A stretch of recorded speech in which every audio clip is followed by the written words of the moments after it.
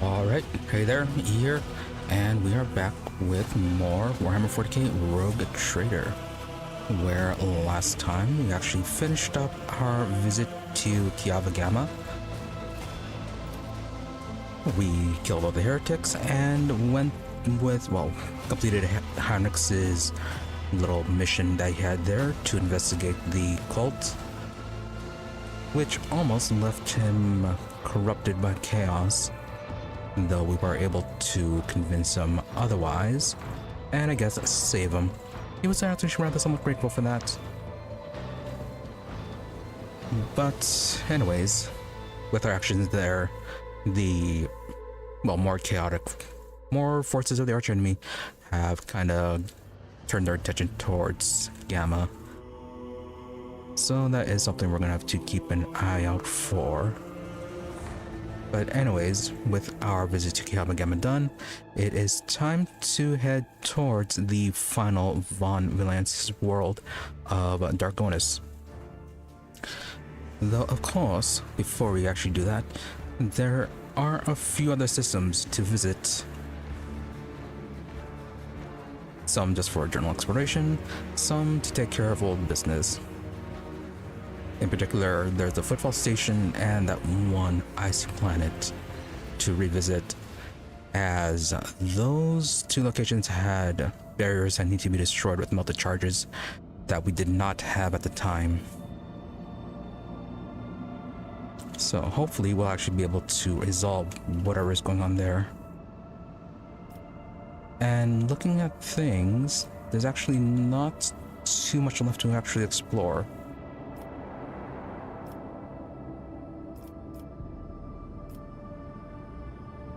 Yeah, not too many worlds or too many systems. Let's see, did we visit this one?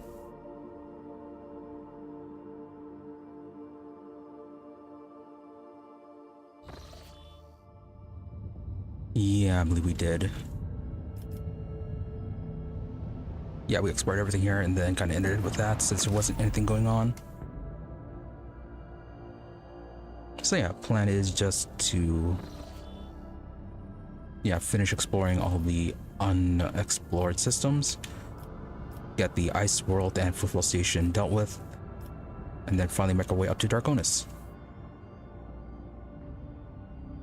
At which point then, that might be almost chapter 2 done. So yeah, good progress with this.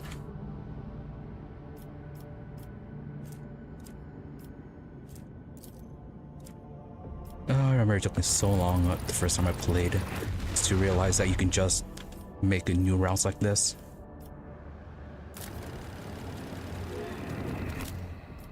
Makes things so much easier.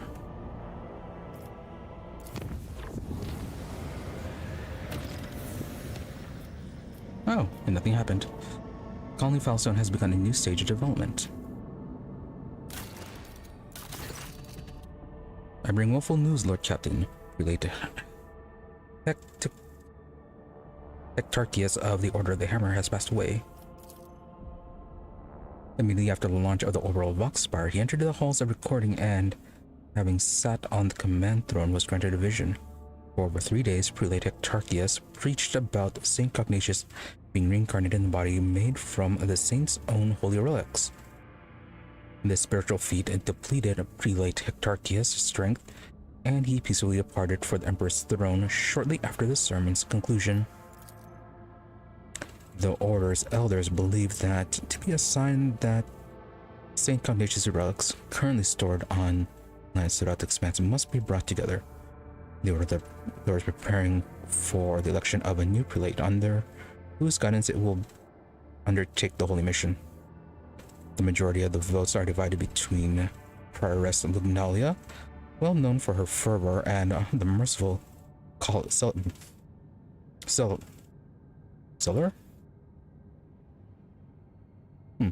Tychon. The minority of the Order sees the Oikomonos Nigmus, a humble and reasonable man, as a prelate. Oh, these names.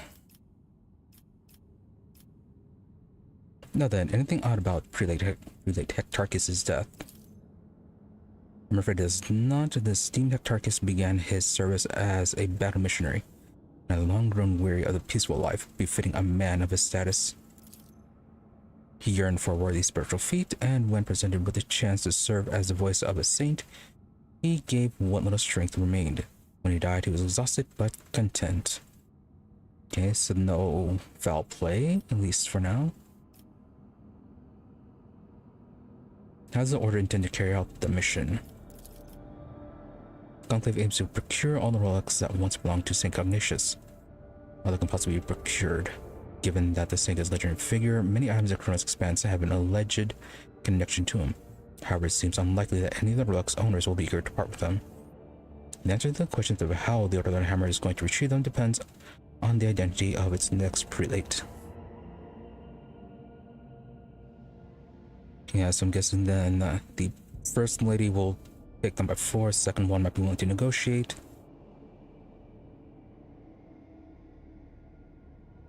Yeah, merciful. So...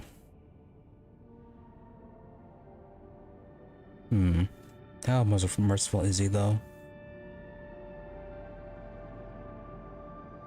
Humble and reasonable for the last guy.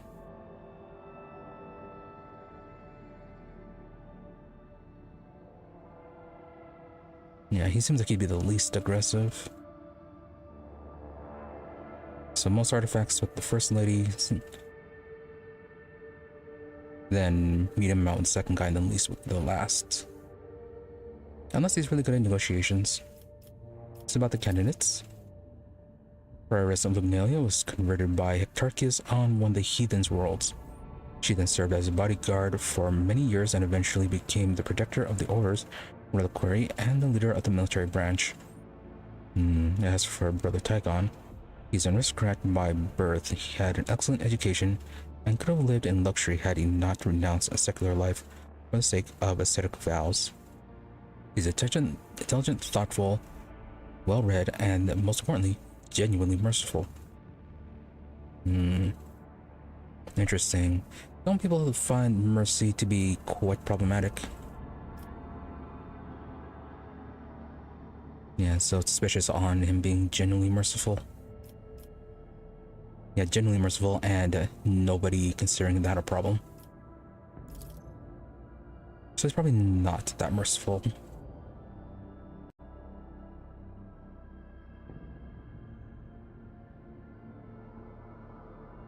A few things can be said about Oikonomos Enigmas. He has never been famous for his prowess in battle or his sermons, but the monastery has never wanted for anything on his watch. He's the most reasonable and unobtrusive individual. Feels very much like he was there. That kind of person. About the companions, I have sympathy for Prioress Lumnalia. Let her meet with the Reverend Hieronymus on footfall. Should he accept her as a worthy leader, we ought to support her. A careful and sensible Oikonomos sounds like a safer bet to me than a fanatic or a clever aristocrat. So what's to say that he has a few paltry secrets, and knowledge of those secrets guarantees us his loyalty. Okay, so someone we can actually blackmail, apparently. Abelard, Brother Tygon, he and I have met back when he was called Tygon Drivestem. He wasn't a monk back then. He was a grandson and heir to the Urbend, governor of Dargonus. An honorable young man with a spark in his eyes. His ascension would mean much to the Drivestems. Solomon, Three of them together would make a passable prelate. I mean it. None of the contenders can match the late Hectarchus in authority. So regardless of whom you select, the others are unlikely to accept them as their new superior without complaint. You should bind them with oaths and compel them to work together. Actually, that's not a bad idea. They do each have their own strengths.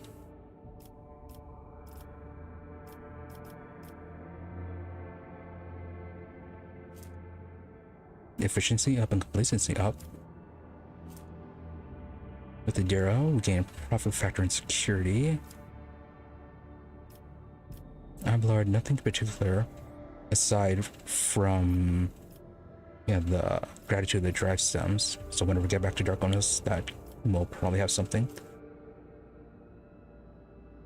And then Druzin's reputation with Argenta's choice.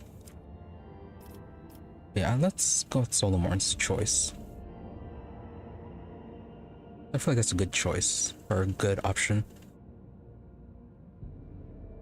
Yeah, they all each have their own strengths and weakness, and they can cover for each other. And it could potentially stave off any disputes in the decision of who gets the authority. Yeah, each of them has their strengths and weaknesses. Let them complement one another. Exactly. Although surprised, Ektarch's successor saw the unorthodox decision as a sign.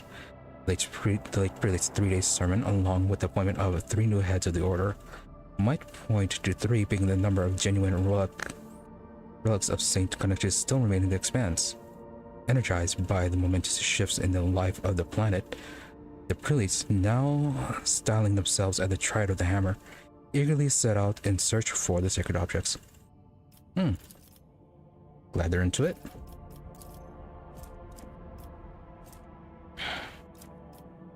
Oh, hey.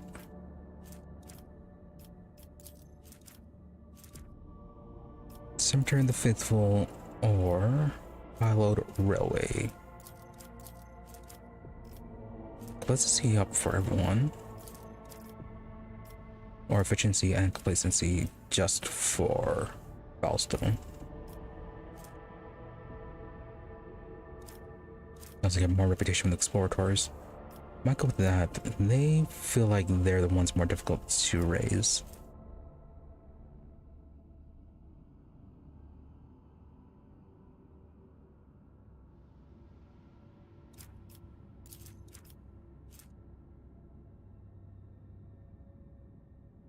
Or a bonus to evasion.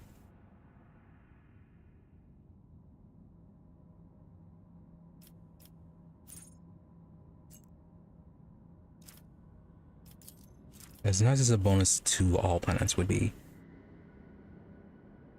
I feel like this would be more useful.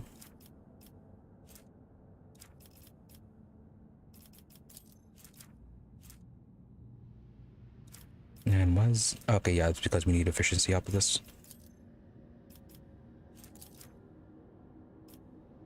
Might get it with the hollowed railway.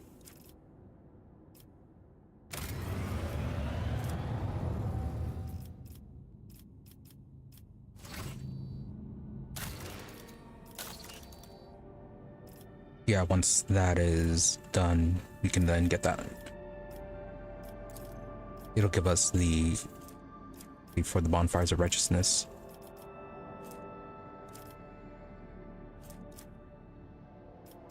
Oh, did we actually go to Project Good Tidings? Yeah, we did. And I think Good Tidings blocked it. So then, Kiava Gamma. Lord Captain, the deck priests have made a sinister discovery on Kiava Gamma. That's a machine built at the behest of the wicked Cubist Delphium. The mechanism is capable of picking up the whispers of the warp. It also occasionally transmits a discordant binaric melody to no one in particular. No encrypted data or other threats have been detected. It seems to be a functional side effect of sorts. Unless the location is transmitting to is only occupied at certain times. Of course, the idea of using a machine instead of astropaths to contact the voices of the warp may seem tempting, but this machine is teeming with corruption.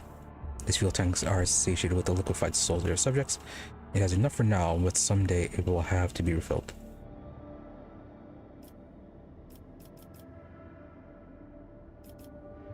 Yeah, I think we should actually get rid of it. But, Retinue, do you have any options? On behalf of the Inquisition, I'd be hereby declare a ban on any contact with this device. It must be removed and given to our acolytes. Normally that would be all, but I will explain further. Out of respect for you, the Inquisition can reap benefits for this heretical machine. Our trained acolytes are able to carry visual narrative, carefully listening to the dark whispers of the spirits of the immaterium without succumbing to their corruption. We could discover their plans and warn the rogue trader whenever any threat would loom over her domain. That feels like the most reasonable. Give it to some actual experts. Argenta, the demons wanted us to hear the vile speeches. Let them hear our righteous cry, Gamma. Let me summon the most zealous preachers who would dedicate their lives in zeal to reading a litany of fear and rage to this machine. Let the inhabitants of the warp hear our voice and fear us. Counter Annoy. Pascal, the blasphemous creation, must be anathematized and deconstructed in the name of knowledge acquisition. The principle of its operation must be inspected beforehand in great secrecy. Requesting the right to investigate the heretical device before disposing of it.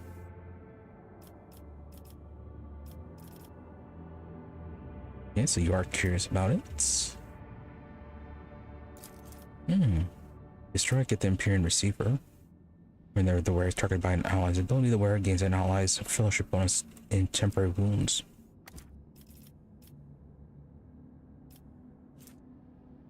Still got the Empyrean receiver we give to Pascal.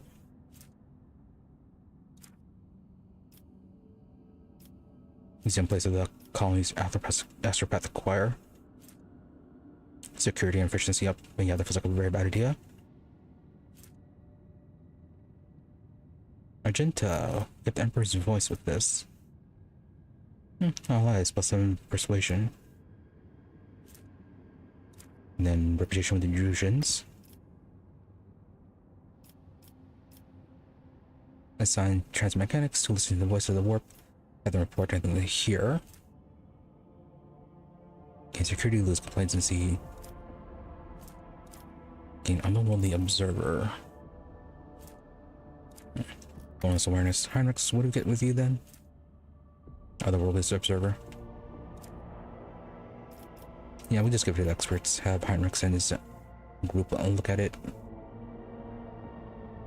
And if it does happen to drive a few Inquisition members insane, not our problem. Heinrix, thank you for your cooperation. The squad of Inquisition's acolytes secretly requisitioned the corrupted machine. After a short while, some rather curious anonymous warnings began to arrive on Dargonus.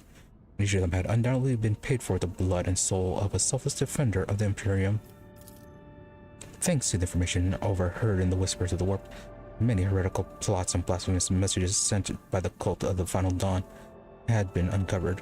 The Protectorate has gained a new line of defense. Awesome. Oh, we also got some plastician mechanisms. Oh, is that... Okay, that's from the construction project.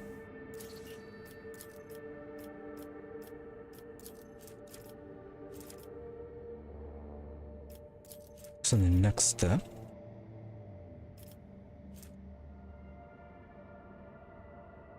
Get match weapons and then efficiency up. Spend some phlogiston. Alpha factor up. Mechanisms.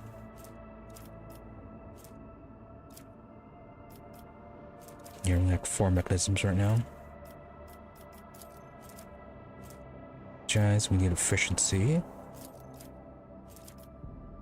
You get that iconoclast one. Oh, that's a whole bunch of people.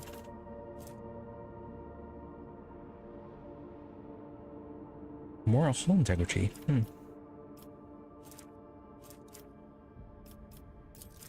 Looks like none of these block anything. Yeah, as long as we have the resources, we can get all these. These ones on the other hand.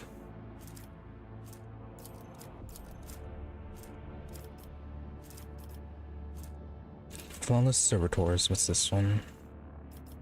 Even more profit factor. Efficiency up. Battle servitors. Oh.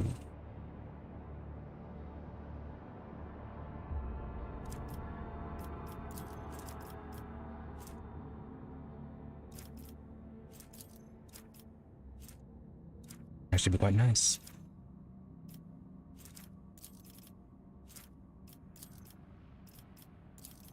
Yeah, only these two are the ones that block something.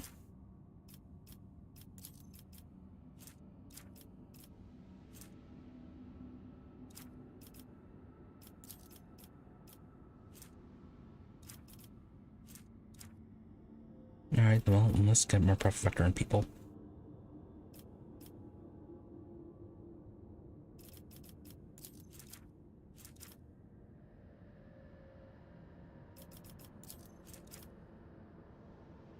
Okay, 3 mechanisms with that one. Spend it on this. Yeah, that's gonna lose it with this one. So, back trains first.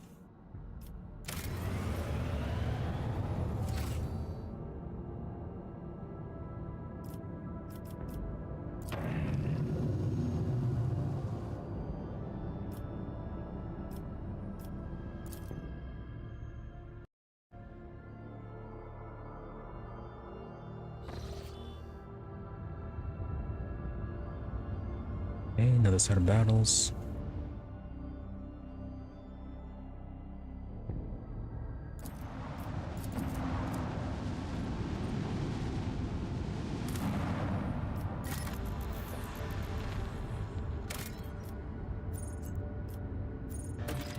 Zoom attack.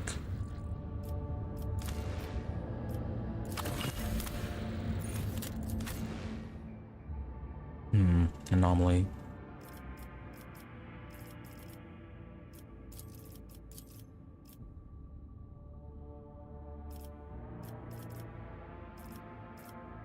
Spring people could have some insight into this.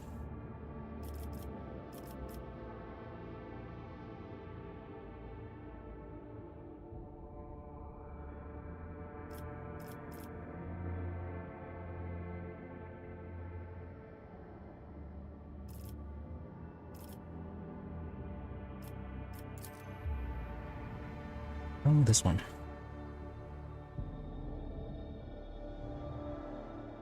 Also, we have to level up.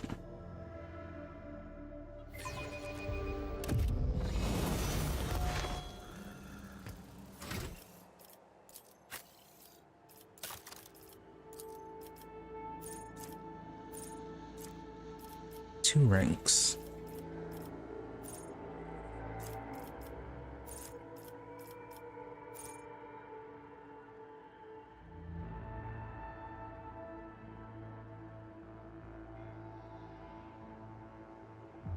Oh, it's kind of like Cassie's ability.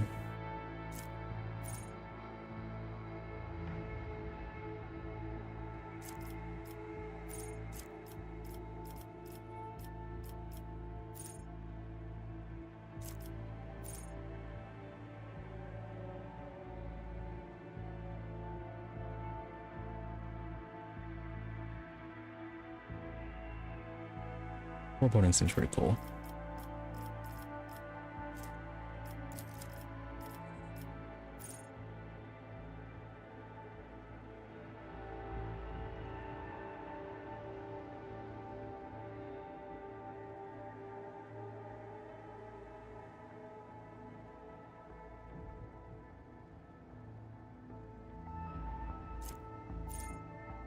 Dominate could be interesting.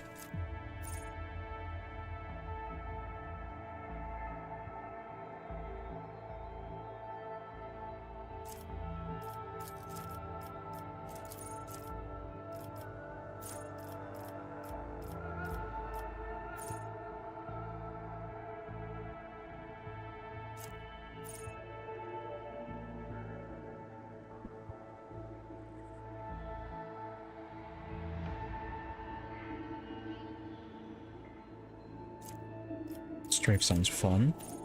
Is it only enemies?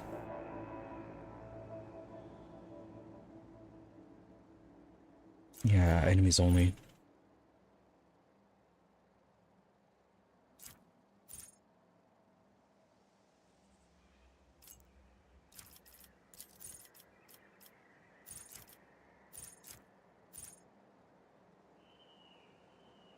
Let's go Psychic Assault.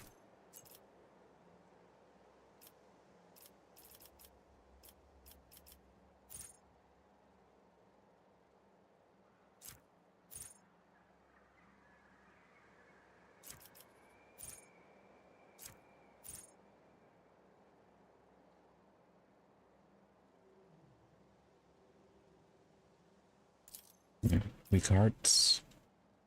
Blind, stunned, immobilized. Yeah, that would work really well with this like facade ability.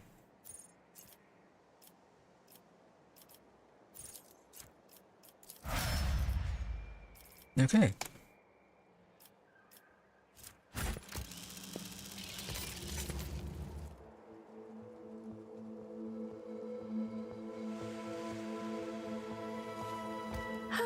In this tapestry of Red Priest, grant me your blood. Through divination, I will know if corruption festers on the flagship, as it does on the Red Priest's vessel. I wonder if the cogs got any blood left. I bet it's been years since there's been anything but machine oil in there. Wow. Idira and Cabela teaming up together to pick on Pascal. Was not expecting that.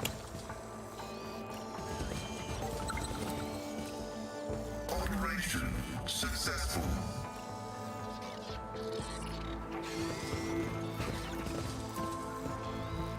I didn't? The surface is covered in countless scratches, and you can discern some logic in them. Someone began by scratching strange symbols, but then defaced them, adding extra marks and lines.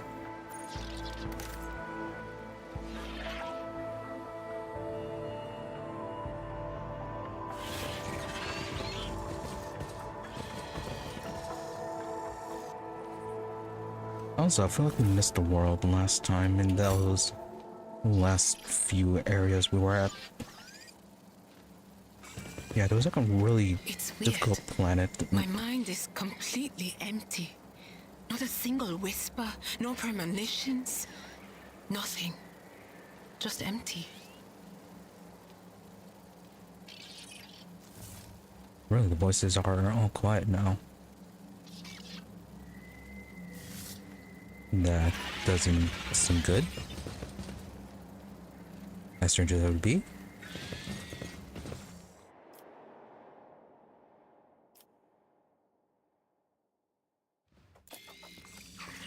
This explorator is blessed with multifunctionality. As it should be. Grab them some words and you shake your handwriting. Read. Touch the darkness and the darkness will accept you.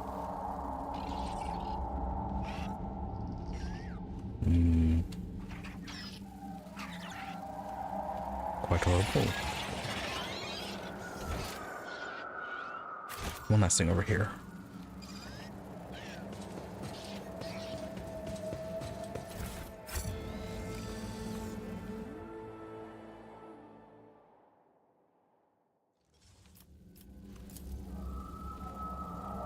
Numerous ropes and cables end abruptly at the right of the pit, vanishing into the gathering darkness. What lies beyond? Well, apparently darkness. Even more darkness. The darkness swirls beneath your feet and a void of impenetrable gloom. You do not hear a single sound from the depths of the pit. No wailing wind, no rustle of dust. Examine. Bottomless pit. The bright daylight cannot pierce the darkness lying over the slopes. The longer you look into the depths, the stronger the feeling grows that this darkness isn't just an absence of light. It is something immeasurably vast, endless, capable of reaching the farthest stars or swallowing a galaxy. Through sheer force of will, you avert your gaze. Idira. Creepy. Absolutely right. Idira tilts her head to the side, listening to something. Then she scowls and spits on the ground. Crox knows what it is. It's beyond my remit. Remit? Not your lit. No comments? Have you seen something like this? No? Lean over and stretch your hand into the darkness. Oh yes, just go and poke the darkness.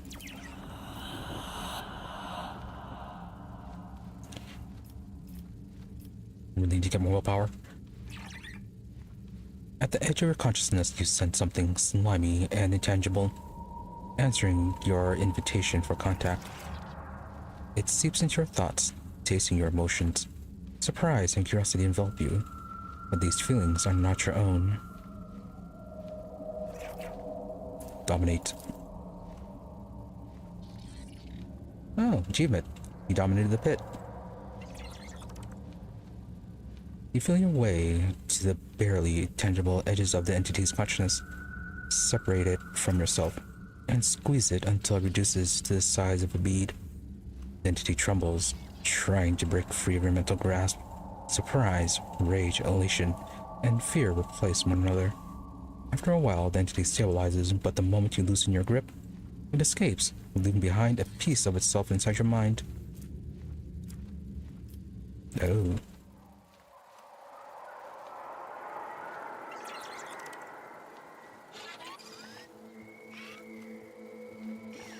Well, more voices can't hurt.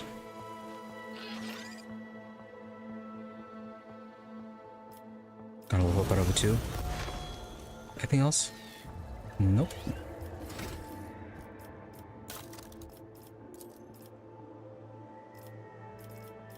And so, what can we get? Let's get more willpower. We definitely need more willpower. There have been many willpower checks that we just haven't been able to do because of our lack of it.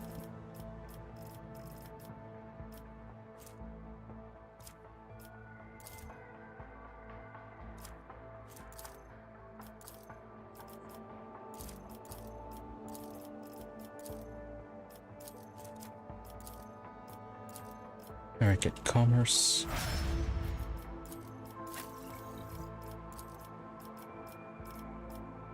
Okay, weapon skill, we got that. Let's go and get you strength.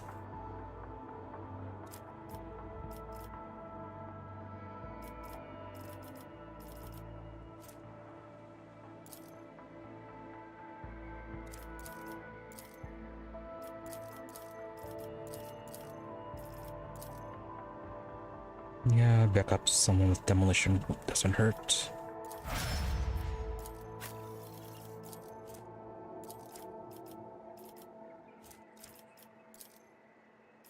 Bring boost your awareness.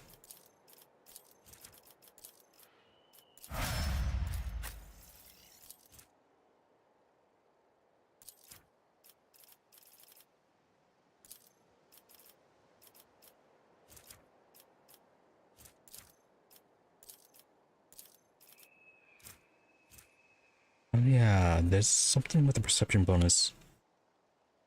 Yeah, if you take a talent, it substitutes or checks with the perception bonus. Although it might be for a different class, though.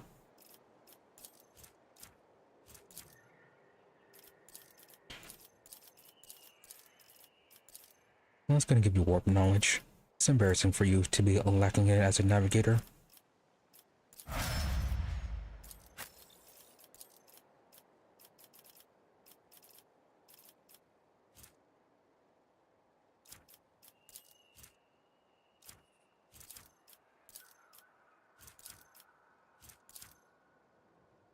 I guess we'll boost your ballistic skills this week. That's your backup.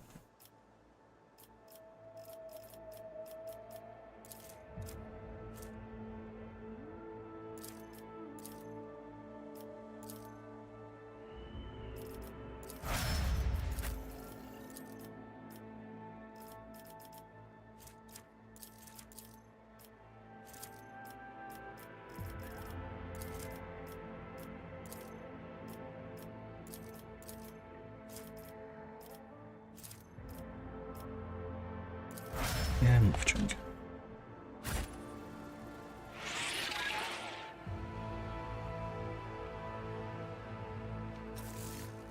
Patience. Alright, not bad. My nerves Easy are XP. frayed. Easy XP, and then we got eaten.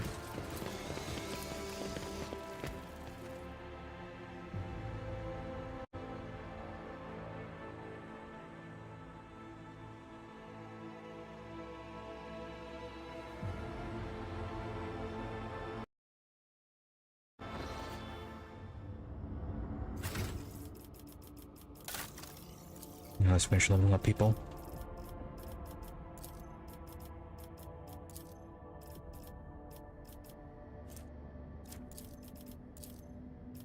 Get your agility up. Try to improve your lineup or your initiative. More athletics.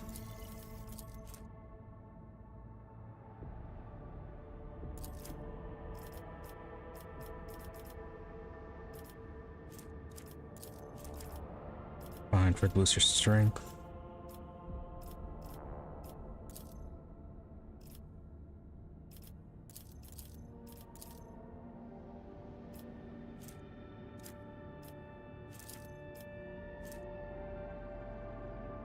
Really, you're our best medical.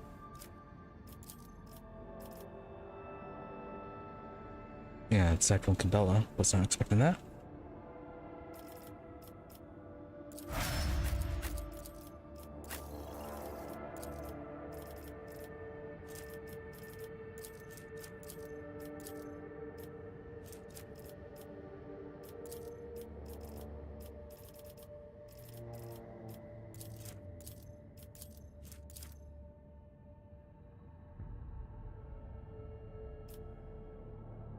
Demolition is quite low for a lot of people.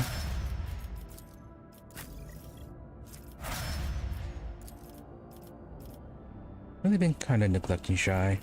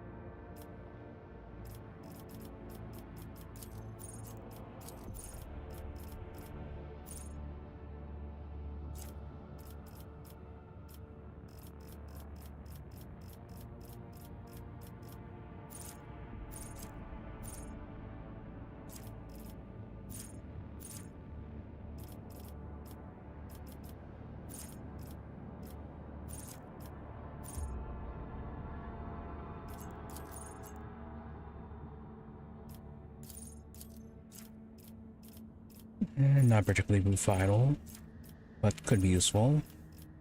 Yeah, in case you get surrounded.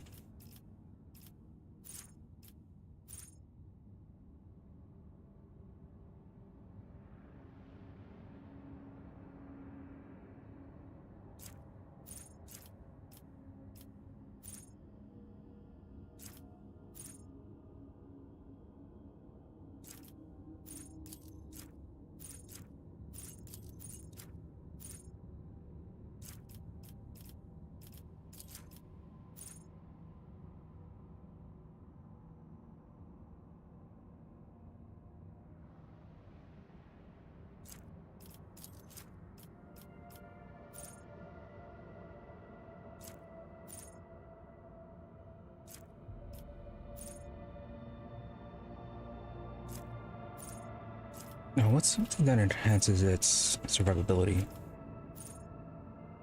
I won't try using it for combat. Or using it for offensive. Yeah, offensive situations.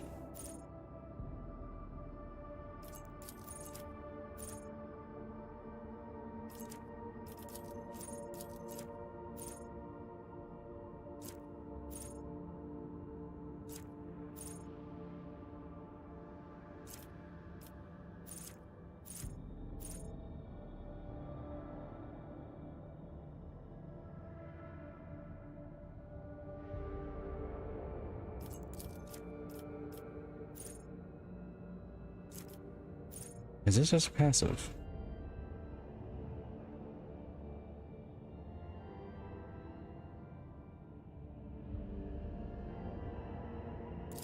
Okay, actually, let's go with this.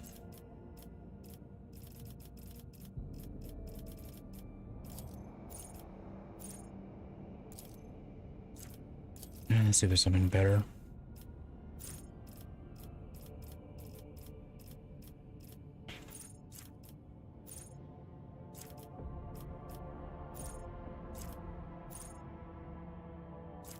You just get the characteristic boost.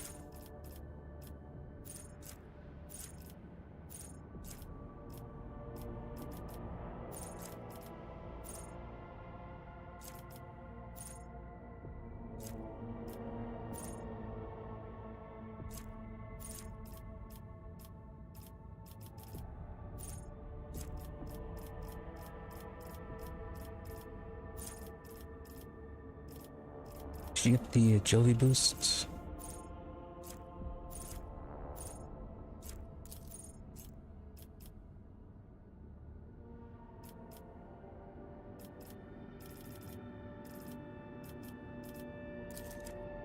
Yeah, for the booster agility. What's our strength at anyways?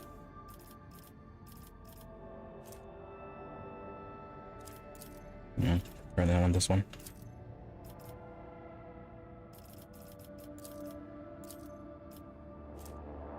That's a very high lore for the Imperium.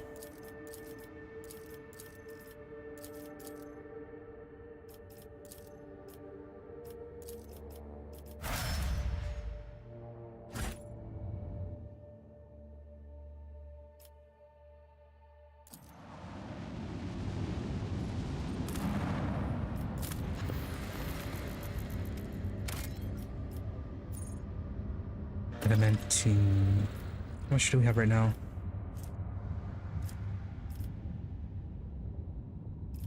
Four. I think we can get by.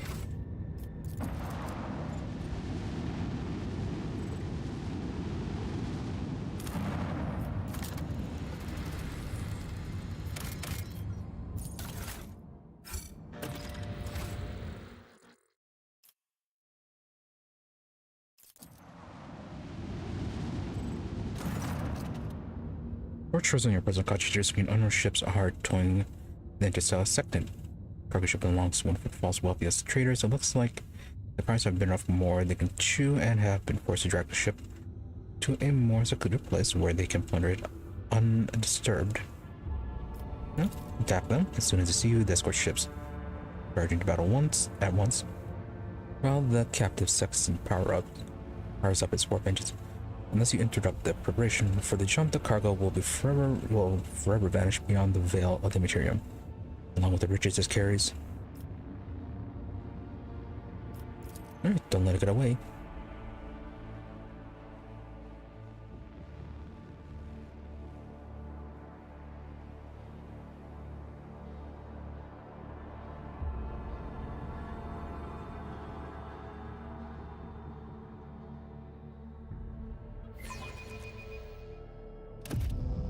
Finally, some real action.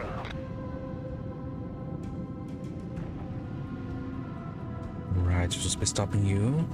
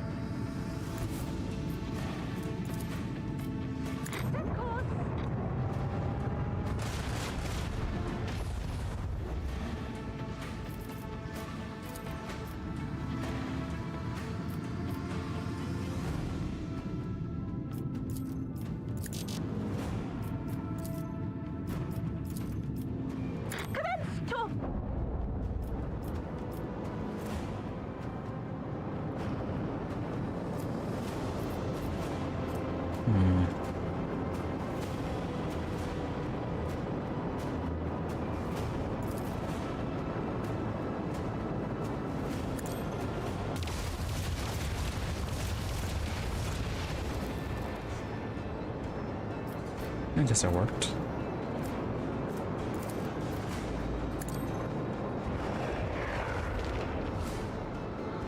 Good amount of damage. Not enough, however.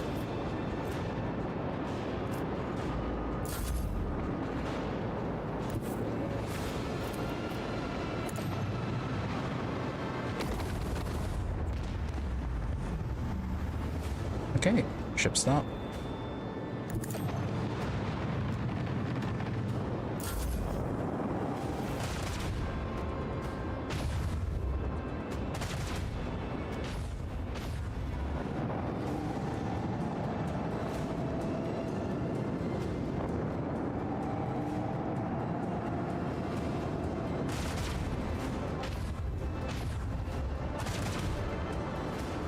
Shields are holding, I think.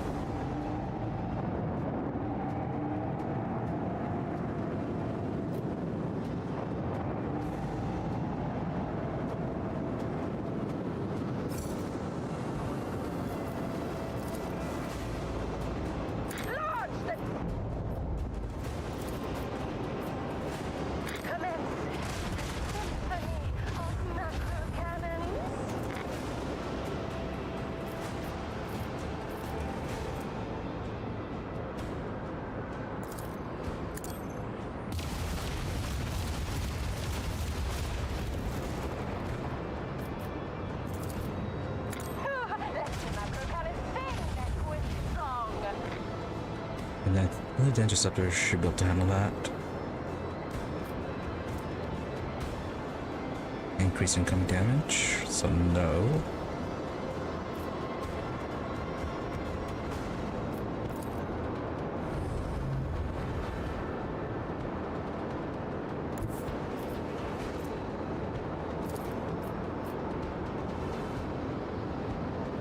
No, just out of range.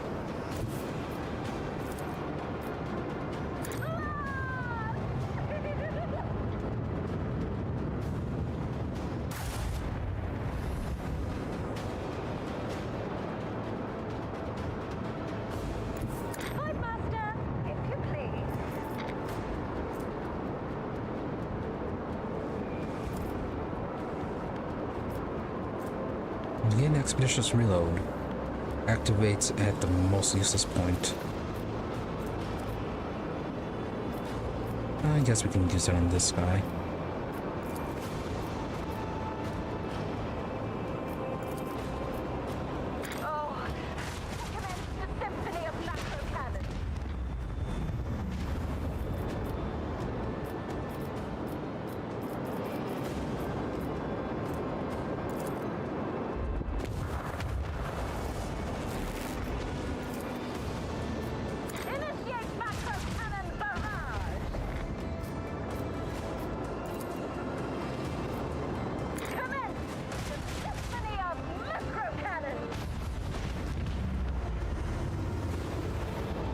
Okay.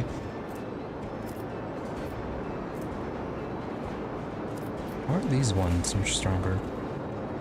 3 for 33. 3 for 21.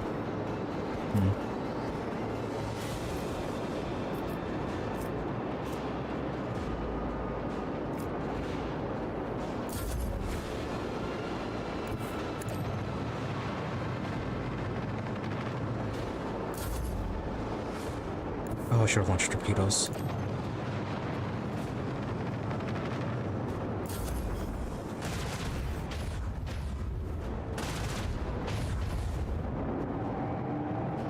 Completely forgot about that.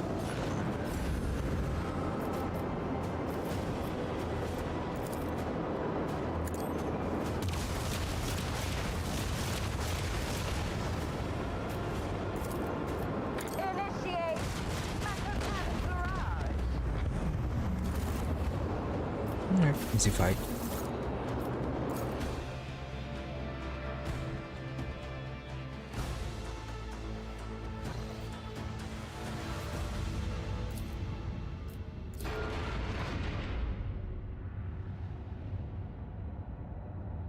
I could have sworn the section was supposed to be somewhat important.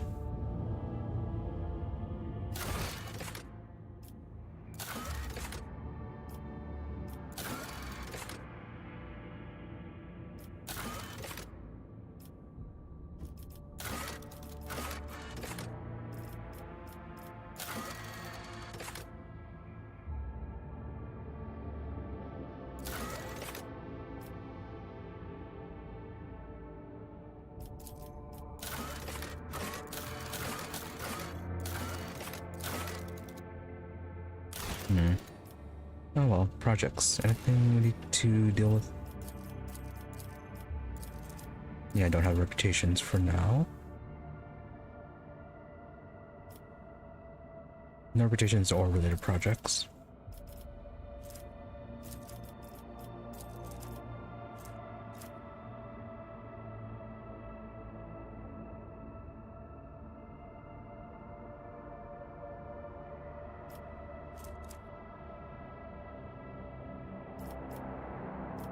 Sages, not all services on the side, firmly adhere to the Catechism of Maintenance and Operation.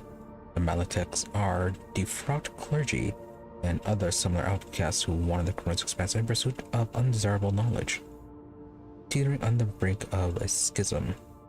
A protector who gives them a shelter, safety, and resources for their research will earn their gratitude. Kazbala Commission has connections among the Maleteks and can secretly assemble an entire coven of the unholy sages on Aegianus so they can intrepidly study the mysterious Xenos artifacts found in abundance on this world. Interesting. All allies deal 5% more damage to Xenos. Okay, not bad. Also increasing profit factor in Xenotech. Does cost phlogiston, which we don't have a whole lot of. Yeah, but we need reputation with them.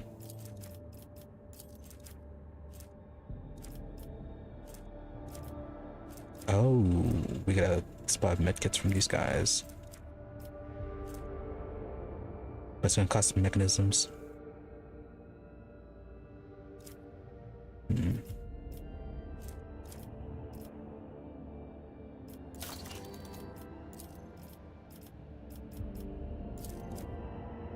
Yeah, something is gonna need mechanisms. What's in Kiev Gamma?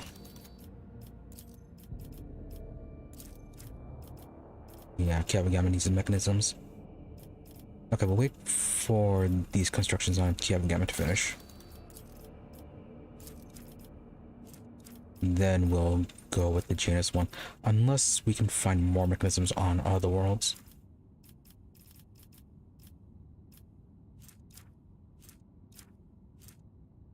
But getting these higher tier medkits would be good.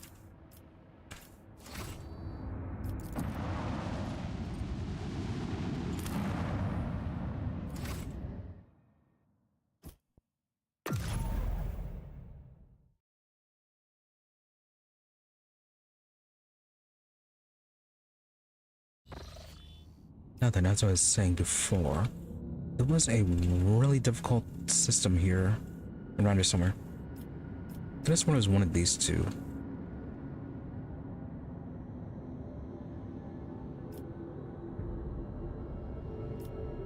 You have it.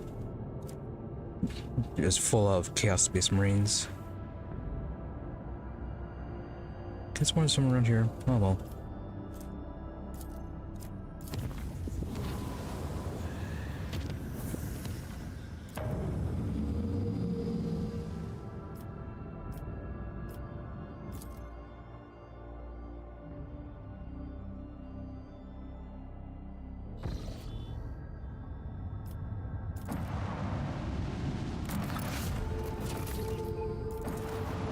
We're also going to have to do a big sell here pretty soon.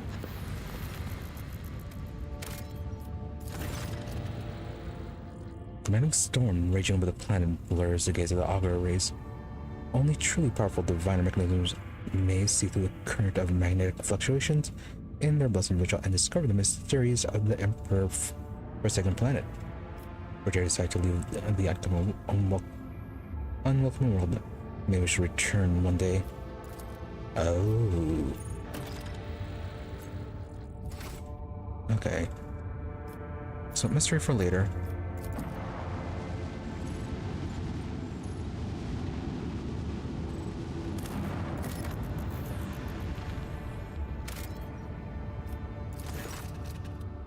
The ruins of an ancient imperial city were discovered on a dead world. Completely deprived of an ecosystem, according to reports, the entire settlement is contained in a titanic glass dome that once held an artificial atmosphere. The archivists detected the framework of 3 other similar structures that were never completed. For whatever reason, dome systems failed, and left behind in the city a ghost that never managed to become a proper colony of the Imperium. Drain the remaining fuel from generators, the city won't need them anymore. Our scouts got together and made as many supplies as possible. Send recruits to explore the city's temple district. Explore the palace. Ooh, ghost sword. And a profit factor increase.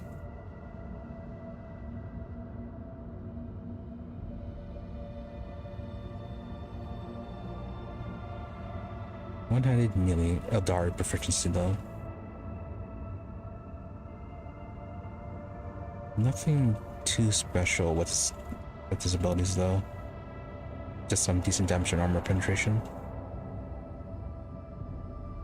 Yeah, we need to get Cabela the Eldari weapon proficiency. A lavishly decorated estate of the local ruler towers over rows of featureless bunkhouses.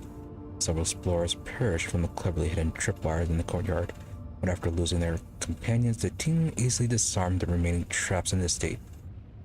Anything of value has been promptly delivered to the rogue trader vessel.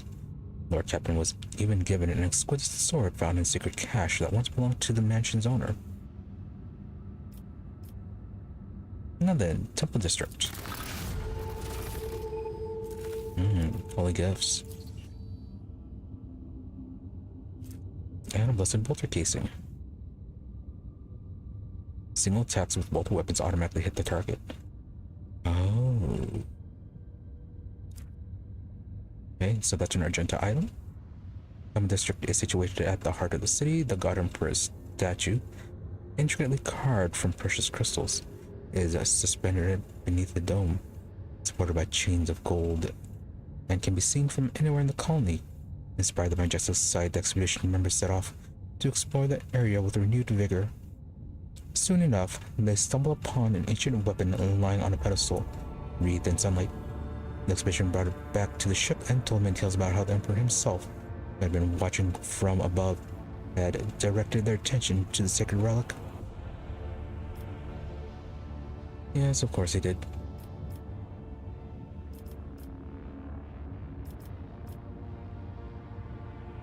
And about supplies. Plenty of trophies. People flood the city like a tidal wave, filled up buildings after building bunkhouses after bunkhouse, and receded from its quiet streets just as quickly. There were plenty of useful things among their findings, including foodstuffs and weapons. Surprised no heretics or other scavengers. Alright, well, got everything, just drain the fuel and we can leave. Take several trips to deliver the massive Prometheum storage tanks to your vessel. The crew grimly points out the colony was running out of fuel. Had the life support system not failed prematurely, the locals would still have perished due to lack of energy.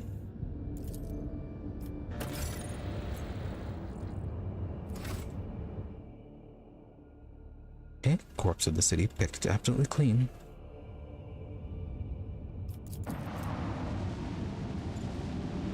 And there was never any mention of corpses, though. Strange it was abandoned like that. Oh well.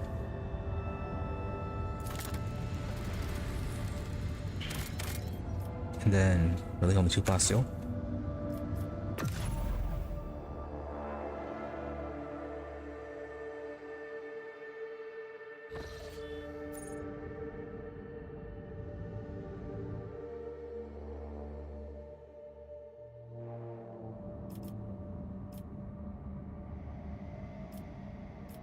So, Farbunus is right there.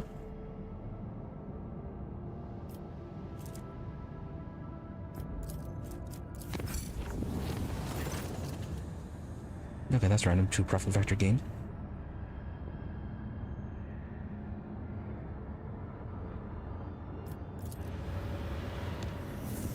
Simple random event. Oh, what if that meant one of our things was done?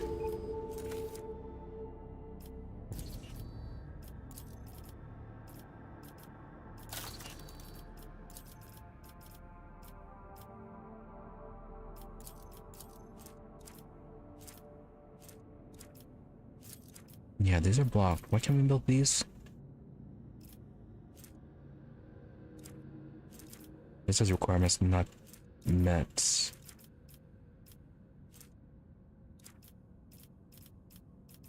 Oh, okay, there it is. People.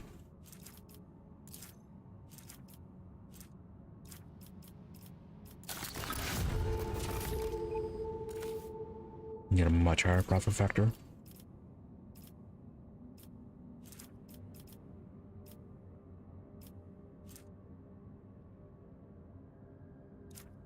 Okay, a lot of mechanisms.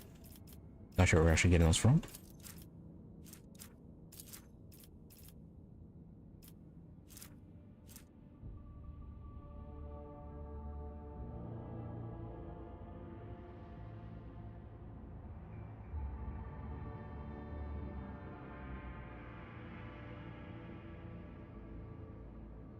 Really, 4 impact damage.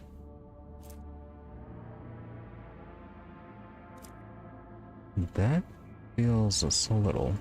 Removing all damage over time effects from the enemy.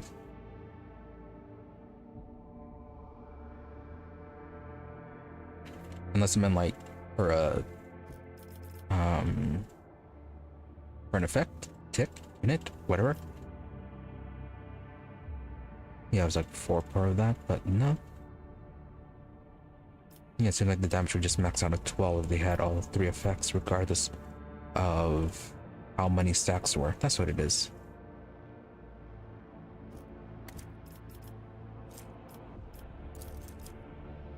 Anyways, continue on with this one. Yeah, get the people.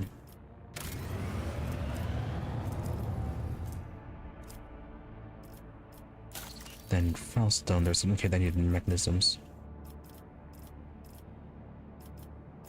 Or I thought there was. Was that in Janus? Yeah, this one needed mechanisms, needed 1.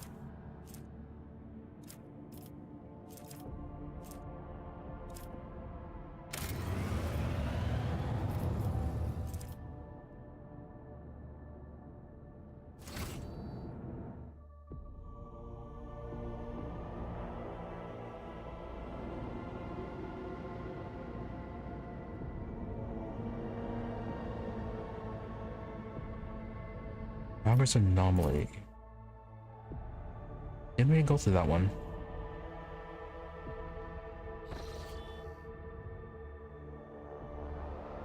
Yeah, we did, and all this one did was just tell us that there was something up with Burning Worlds.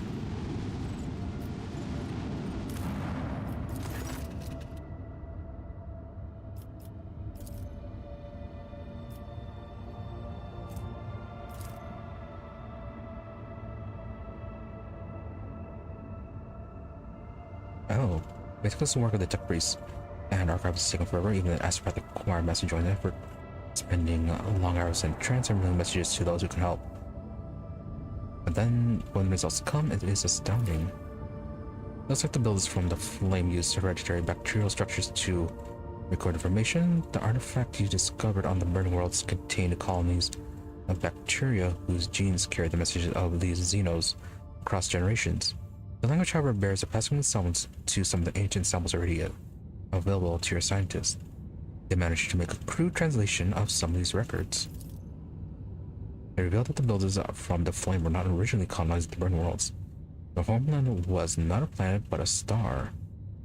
It's hard to imagine what the creatures that evolved in the burning ocean of a faraway sun may have looked like. But one day, their peaceful existence came to an end. Records contains a chilling legend about some cosmic horror that arrived and devoured the sun that the builders called home. Fearing the monster, they fled and no longer dared to settle on stars. The builders considered Burning Worlds as the most fit for habitation. Yet they went extinct shortly after the Exodus, perhaps unable to adapt to the harsh realities of life outside their stellar home. Civilization left a wealth of unique technologies and heat-resistant materials, and now this treasure belongs to the Von Valence dynasty.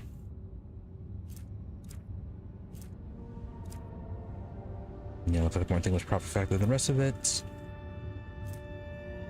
Yeah, just trophies to sell. Yeah, good thing we didn't hand this information over. I wonder if they're going to attack us now.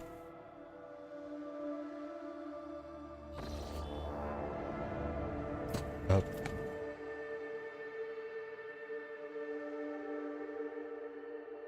Yeah, looks like they're here already. Yeah, let's have a little chat with them.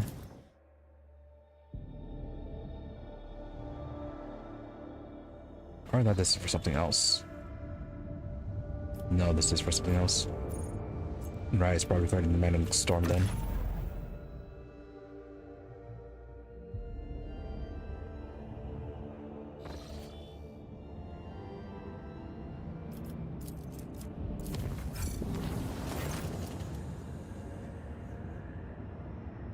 Okay, ran into profit factor.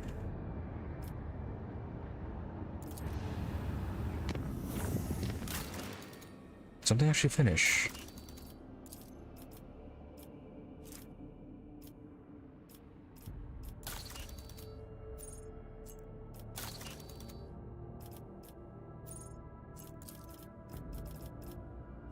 Yeah, it's probably those hallowed railways.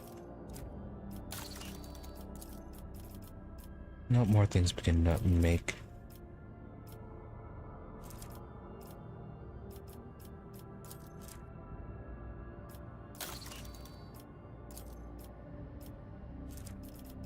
Yeah, we got our people, we got our profit factor.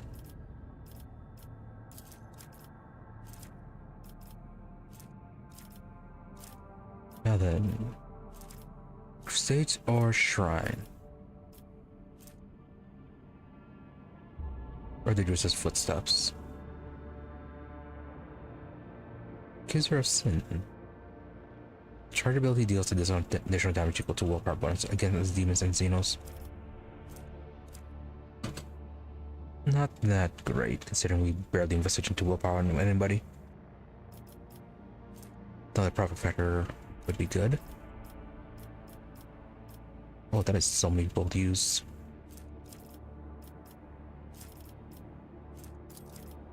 Not crusade.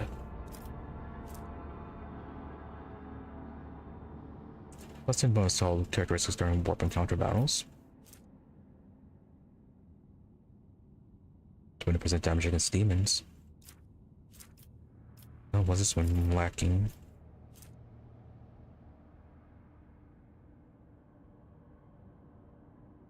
Oh, we needed bonfires of righteousness. Yes, no, we took good tidings instead.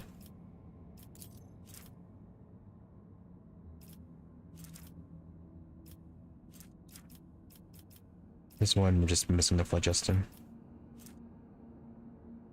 Hammer of Epiphany.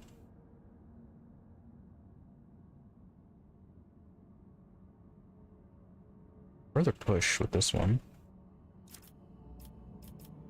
Good profit factor, complacency, security, and efficiency.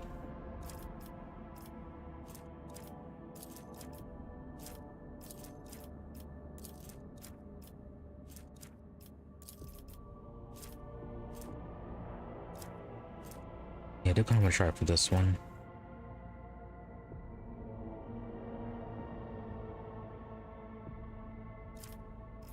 I get to a shrine world.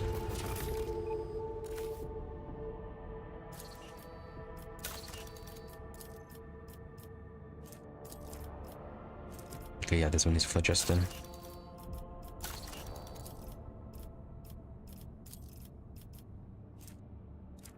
See, mechanisms at 5 right now.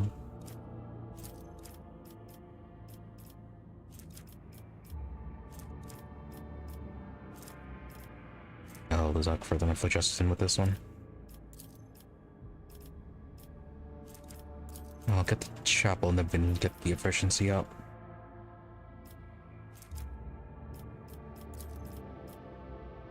Okay, no mechanism with this one.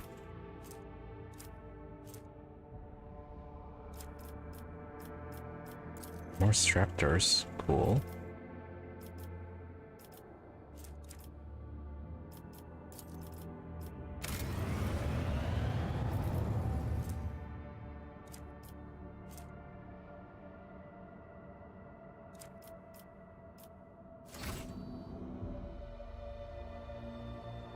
Now then, on to Footfall.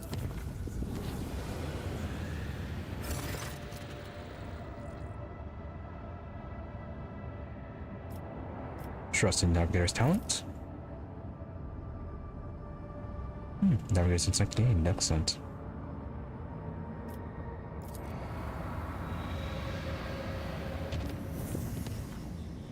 Even more. Could try to return to Earth, but no, that is bad end.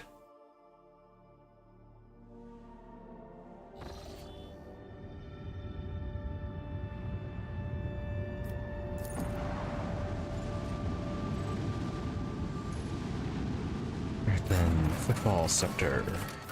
Shadow Quarters, finally get this done.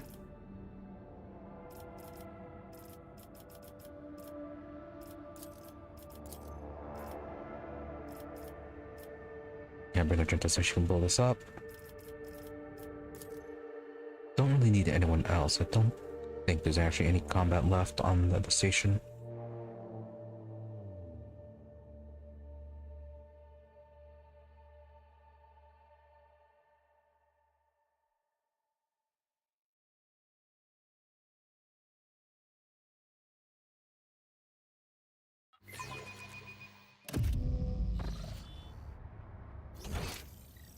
Let's see, it was all the way down here. Curiosities.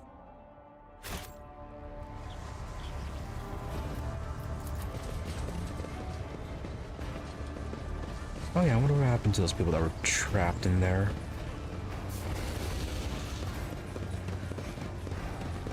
We didn't exactly see them because they were very obviously sick.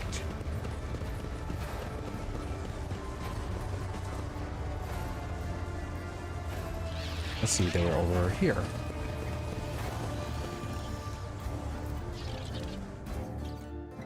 Are they still alive or did they finally die?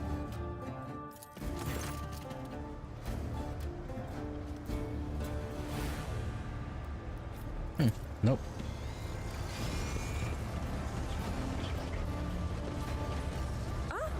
One step at a time amidst The Emperor madness. favors me today. He better. Left from cash in the old tunnel. This is the final stretch so you can remember the second word. Design, remember the place, cogitator. Statue of the founder, small temple.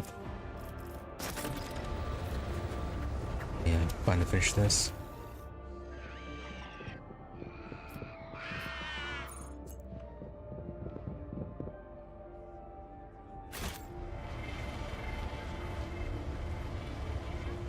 This was up in the atrium level, I think. And I'm gonna have to come back here though to go to the bar. Talk to the guy there. There will Not be back and no forth with this peace quest. in my wake. All because we failed to, or actually forgot to convince them to let us into the quarantine zone. Could have taken care of this much sooner.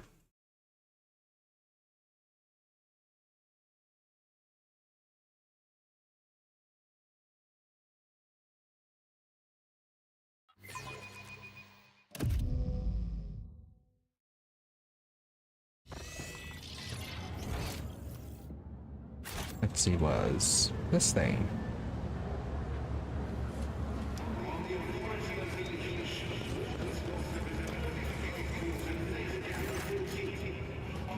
Besides, this quadrilateral would be enough to break an attack piece's heart. The machine is only slightly to one side. Several keys are missing and the rest are coated with dust. Pascal's replicator lets out a mournful hiss before he simply says, wherefore he says grimly, the right operation has been completed and blasphemy survived it. Questing that different. Oh, yeah. Already said all this before. Use the keys to enter two words, realizing design. While you're pressing the keys, the calculator appears dormant, but as you enter the last letter of the second word, it suddenly comes to life. Triumphant music pours out of it, followed by a man's voice, pleasant with a somewhat dated pronunciation of Gothic. Greetings. Greetings to you, King Wanderer, who found my message and solved my riddle. I, Erasmus and Dwayne, a master football trailblazer of the Expanse, am pleased to welcome visitors to my magnificent palace in the stars. Footfall is my great creation. It is what marked my beginning to the Imperium's triumphant march in the Cronus Expanse. You are here because you managed to discover the message in the Almanac, a footfall published on my orders, and find the caches I had installed at select sites. You have seen the view from the dome of the great cathedral, the void-piercing arches of the Providence Bridge, and the stars' cold gaze through the window of the small quay. Only thus, step by step, come and experience the scale and elegance of my creation. Footfall sights are the own reward. However, I have prepared a gift for those who might unravel my riddle. Approach my statue, for the gift awaits you there. Remember, nothing must stand between you and your design, no matter how audacious and grand it may be. The voice quiets, you hear a click from the statue of Footfall's founder, as if some hidden locking mechanism has been released.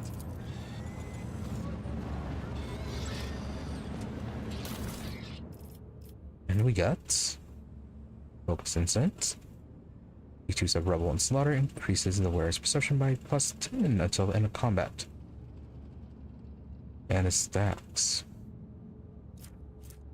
And then Keep a Righteous Fury. For every kill, the wearer increases the critical hit chance by 5% until then combat. Okay.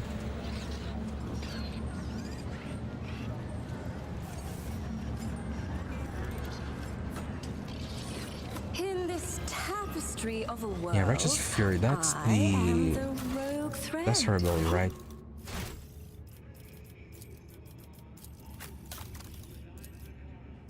Yeah, the execution ability?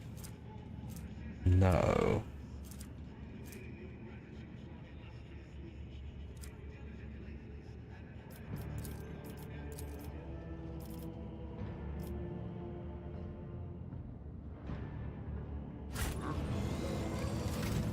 Righteous Fury, whose ability is that?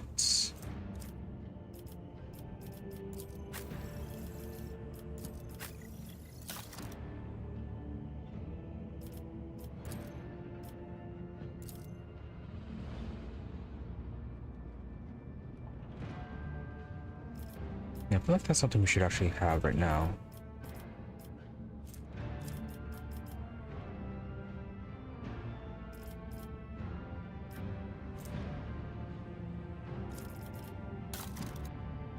Yeah, a little bit of everything.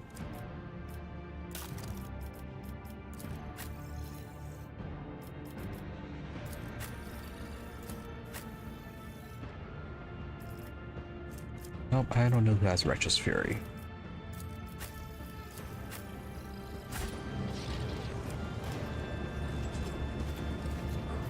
What torments you? As for the cape,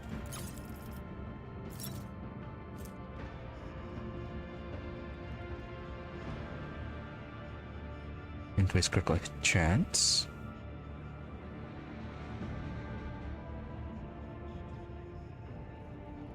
Oh, right. 8 temporary wounds. Yeah, it does help with their survivability.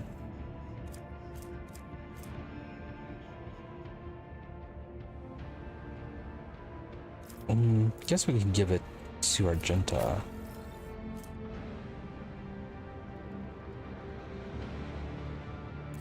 Yeah, it does us with grenades.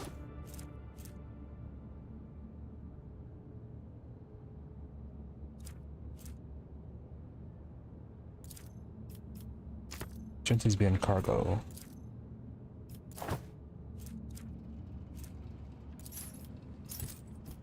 You have a bolter, no, you have a las weapon. You have to switch that out.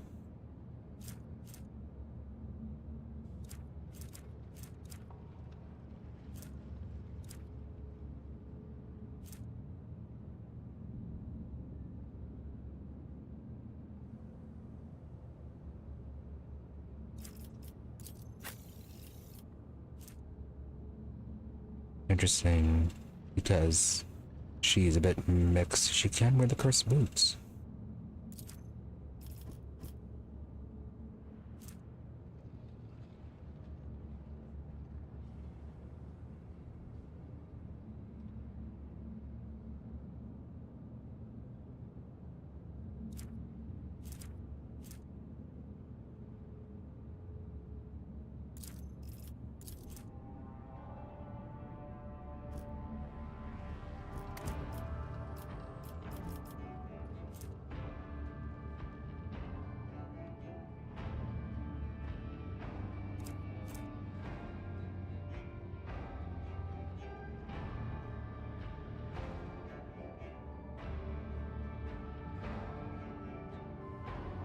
Toughness for 2 rounds does not stack.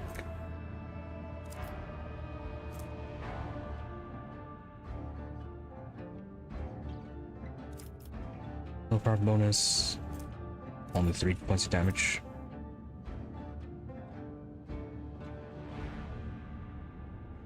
And this extra damage.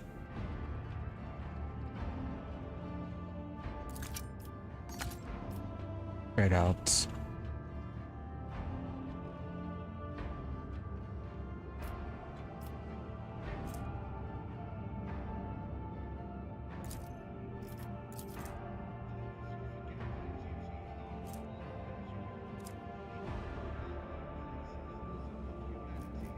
My veil degradation.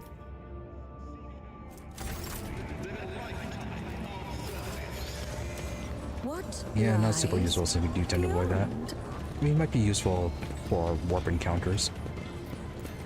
Or just encounters with demons, since they tend to boost up the veil degradation.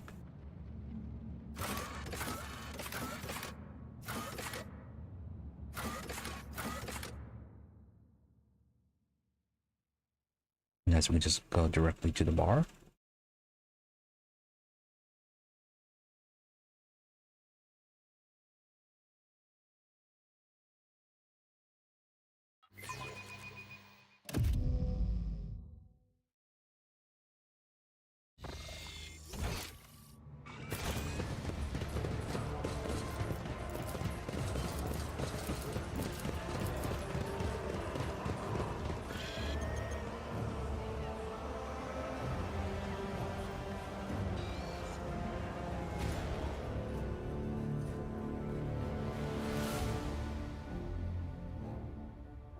Alright, before we talk to that guy, I'll be right back. Yeah, Gordes cut off.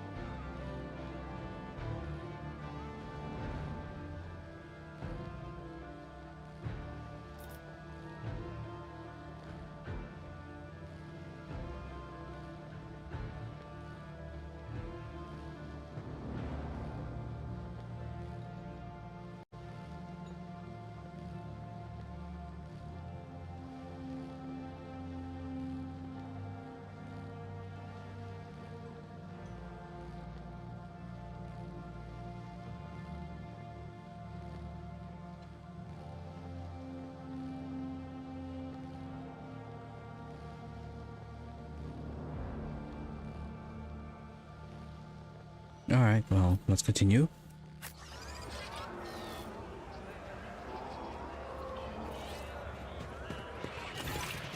Gordy, glad to see you. There's really a cache in the local bridge. Sadly, it had been plundered already. Got a hidden nook inside the lantern. And I clues to the whereabouts of the other caches. Got the final cache in the chain had a message from Artemis Dwayne, who was a creator of Footfall himself, who devised this series of riddles. Message from Dwayne himself, his eyes light up. The great dreamer and visionary. I should have guessed.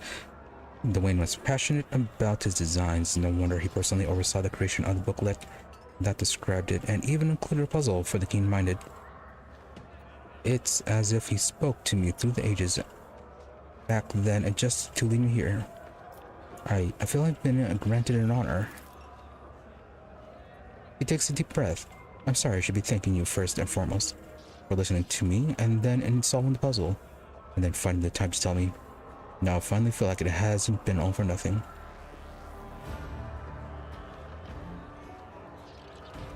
Oh, this definitely feels small. A bit different than when I first did this. I have an offer for you now that the puzzle from the booklet has been solved. How would you like to become my resident expert on all matters architectural? You see dozens of worlds traveling aboard my ship. Yeah, well, assuming you don't die from some random warp occurrence or other things. Such good fortune is beyond even my wildest dreams, exclaims Gordy, practically bouncing in the seat. I'd be delighted to serve you and the interests of your dynasty. I could offer you sound advice if you decide to build a cathedral or something even more impressive. And I'll say to it that the imperial architecture of the Chronos Expanse that I'll be fortunate enough to witness is well documented. Your ship at once, thank you. Okay, bit of a better end than when I first did this. Yeah, I don't think there's a treasure last time. It's like either that or I selected the first option where it mentioned that the bridge had been looted already. Either way, first time I did this, he was quite depressed about the end result, and it took some convincing to actually get him aboard our ship.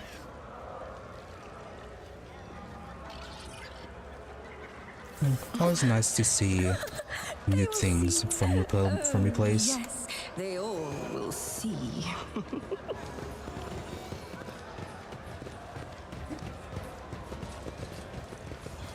Now, let's see, nothing else on the station.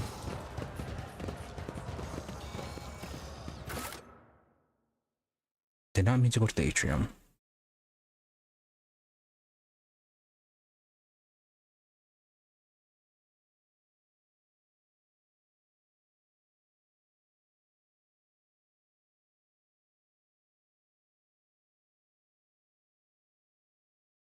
Supposed to head to the docks.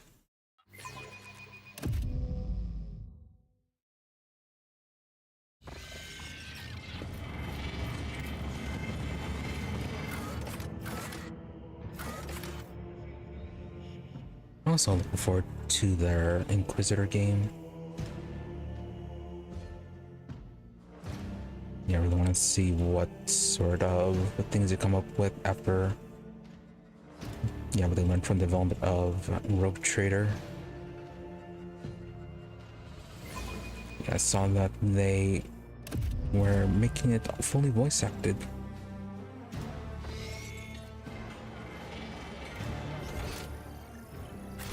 So that's a nice little convenience.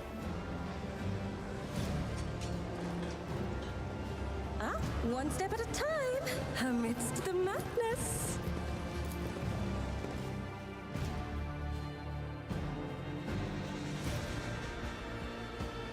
It would be pretty cool if they actually added the ship mechanic systems that they weren't, well, that they were supposed to add in this, but didn't have time to. And then we're hearing something like we're supposed to be upgrading our ship even further, get different classes of ships.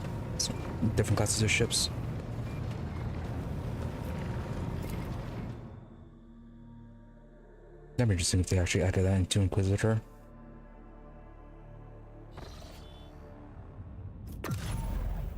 Though, considering the size of the ships, understandable if they don't. And just added more customization.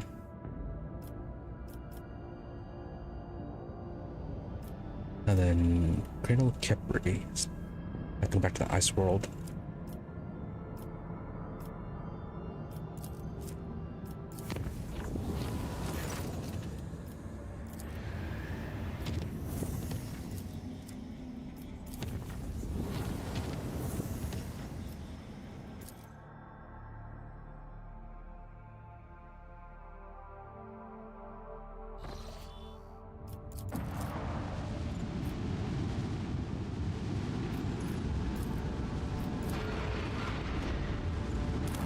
Damage for reasons. Alright, back to the distress signal.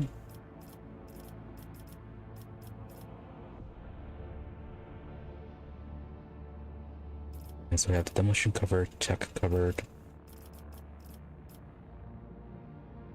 Yeah, Xeno covered. And then the trap checking covered. So should be good for this one.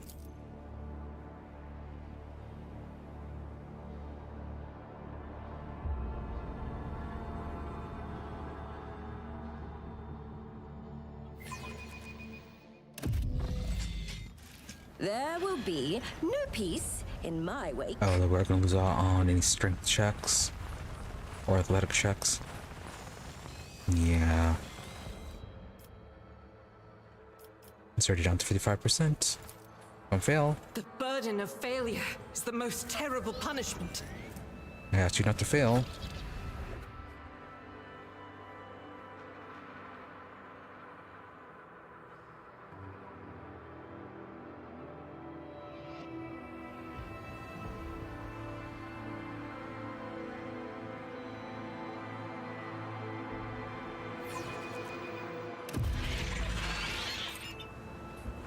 I failed.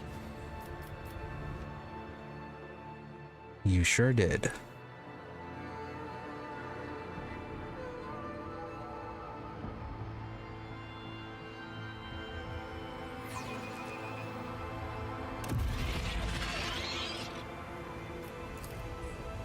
This task should have been accomplished easily. Yeah, exactly. You have a 50% chance of completing it.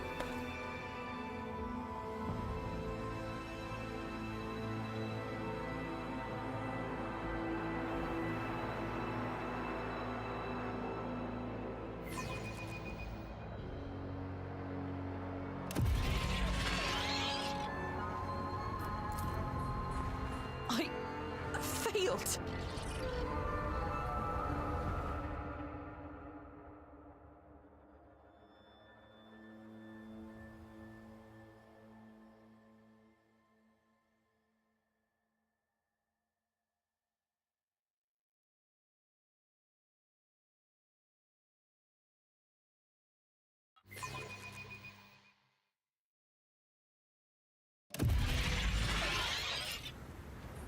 I better myself through my service. About time.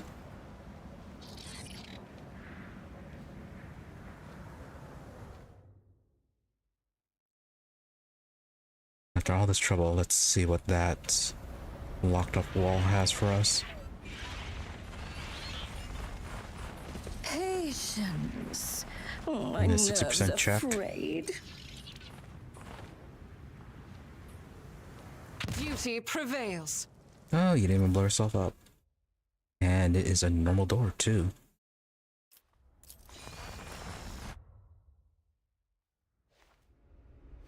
Thorough investigation achievement. Investigate the secret bunker in the distress signal zone. Watch your steps. Not super large.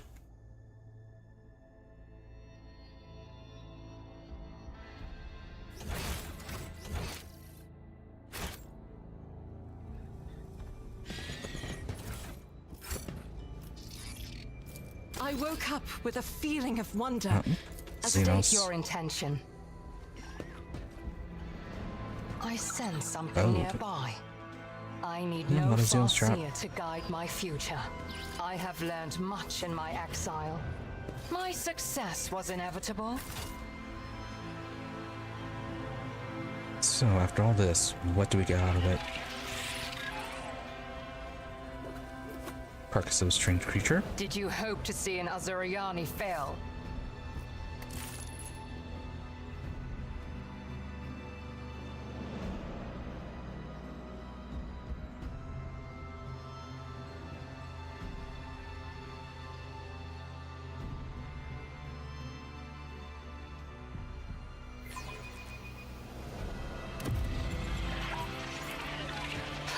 A trivial task. Yeah, but it's a success rate than Argenta. You recognize a horrific dead creature as a Medusa, a monster from the depths of the webway, the favorite pet of the Jukari.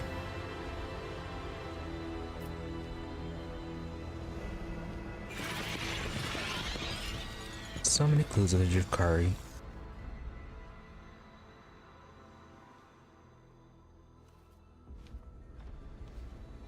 Though the architecture very much is not theirs.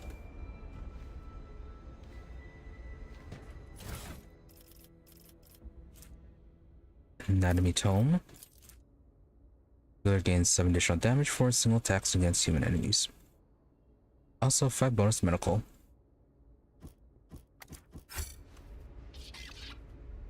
Really? Is that it?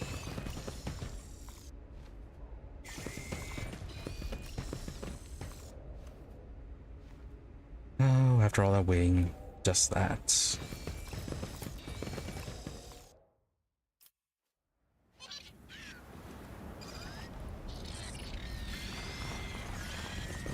A little disappointing, but somewhat expected. Disappointing due to how difficult the fight actually was, but expected it considering how early in the game this area is. What lies beyond?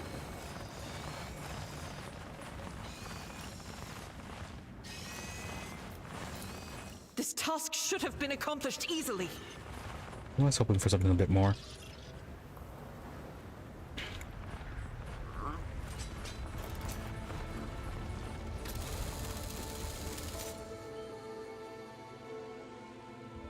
Regardless, mystery solved.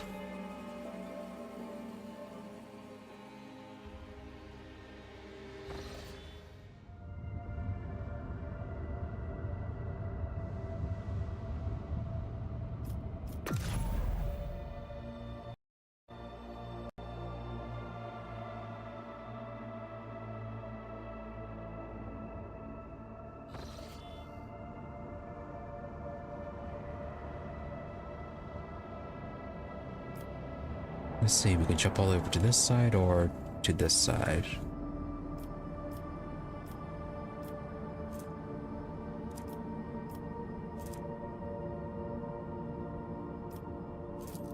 It's only gonna cost us 3.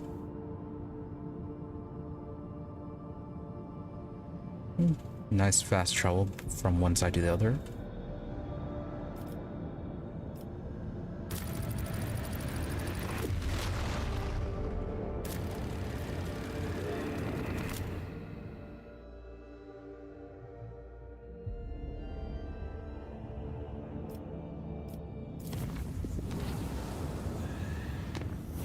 Nice. And not been any problems. Oh, we discovered something new here.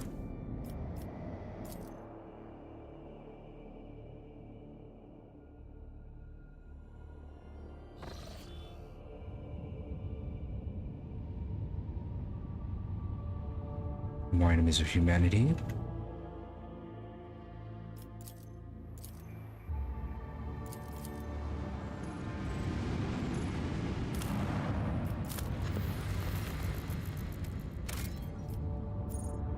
Oh, plasteel.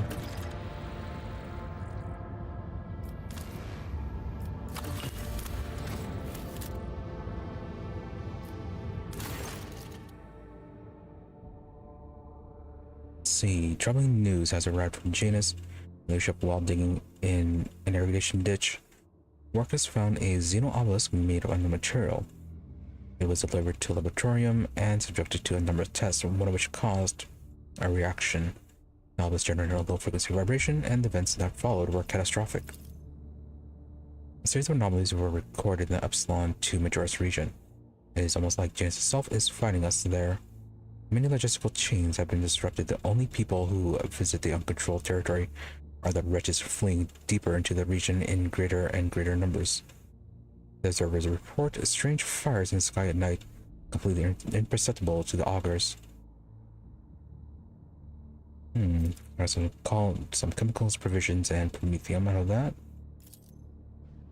The Gam princes are hastily summoning militias and getting ready to start purifying crusades, which are leadership's blessing. So what exactly is happening? The vegetation demonstrated a remarkable ability for wild growth. It took plants only 2 days to overrun the agro-complex in the region.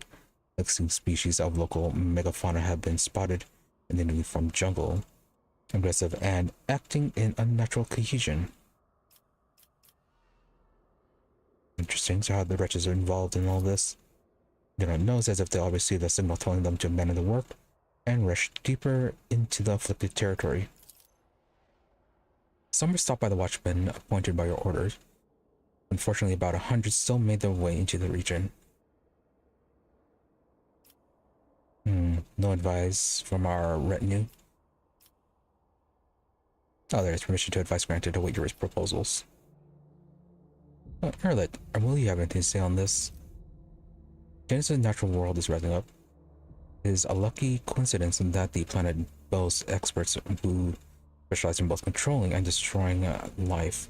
Reports from Magos biologists, Chapel makes no mention of storing weapons of mass destruction, but I have no doubt they possess some. They always do.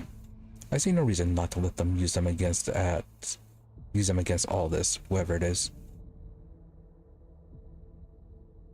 I feel like that would be causing more problems. Mass-scale deployment of fortified research stations in the affected sectors is recommended. Benefit of gathering more information justifies the increased casualty rate among personnel. Reasonable. Definitely do need more information. Heinrix, the wretches know more about the pestilent growth than we do. Something we must quickly rectify. We should capture some of these mutants and force them to cooperate. That way we can learn what it is we are dealing with. Might go with Pascal's choice. Yeah, because if I remember right, the wretches, they're not that intelligent.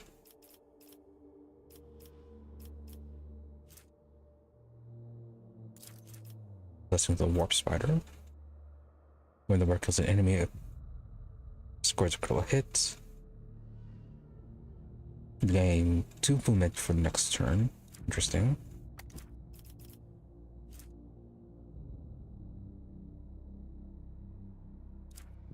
Okay, we have to set up, give up some plasteel, which is easy enough. We have plenty of that. But we do get some torpedoes.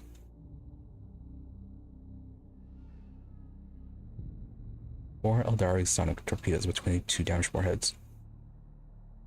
Which I think these ones are actually pretty good, even though the damage is a bit low. Part of what makes it good is that we can actually fire these every single turn, as opposed to the ones we have where I have to do like every other turn. Janus Warlord. It will bonus to a few traits.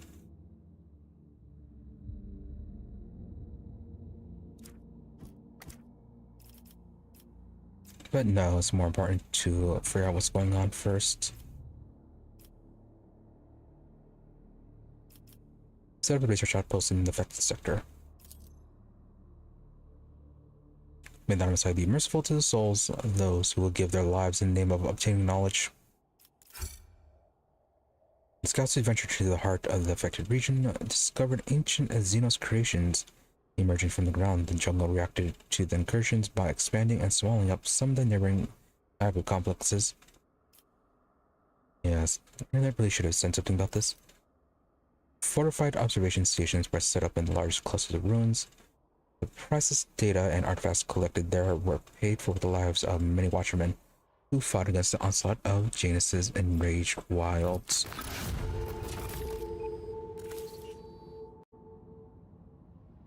I'm interested to see what result this brings later on. Efficiency is quite low though.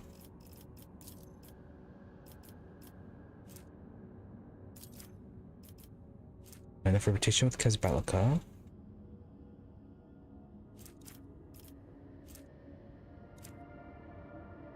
Oh, I already took the Capella Biologists.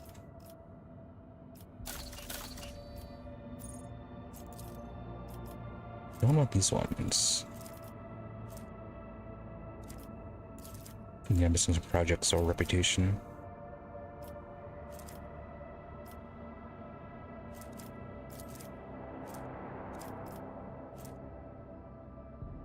Eyes of Julius.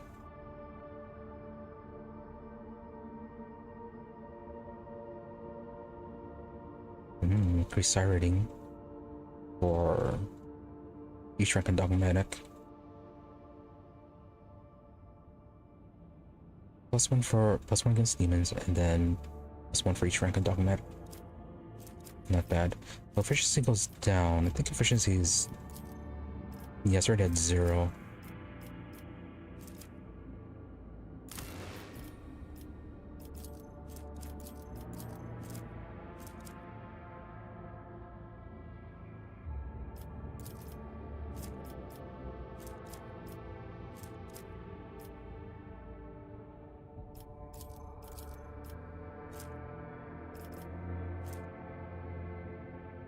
Yes, for this one.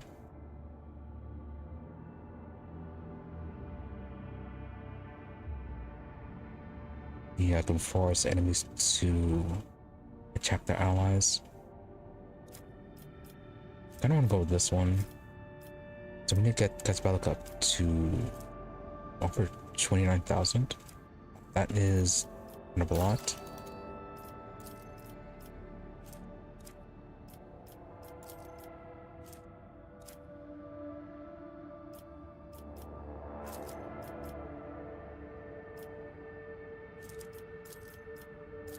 This one we're trying to get, yeah, the shrine.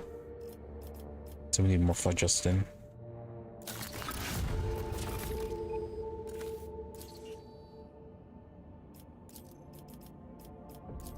Giants, we need this for something.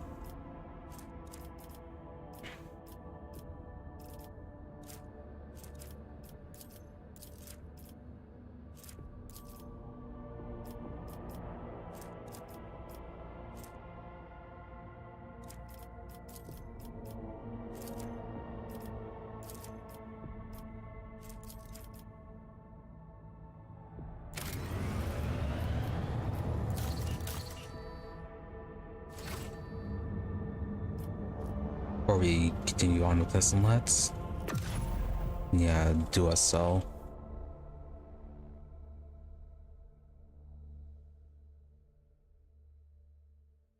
I don't think our reputation with Kazbalika is all that high either.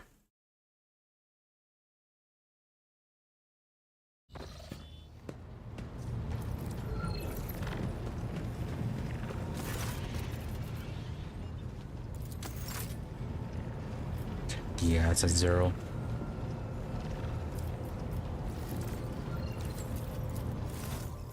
Now it's gonna take forever.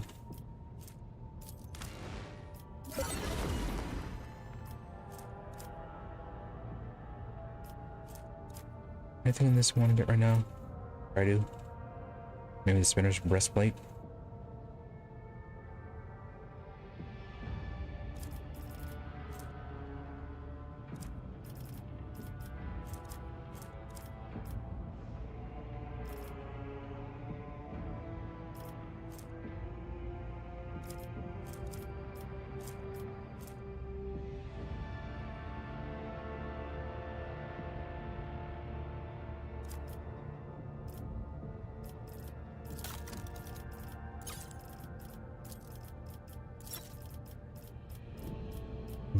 Not as much loot as I thought.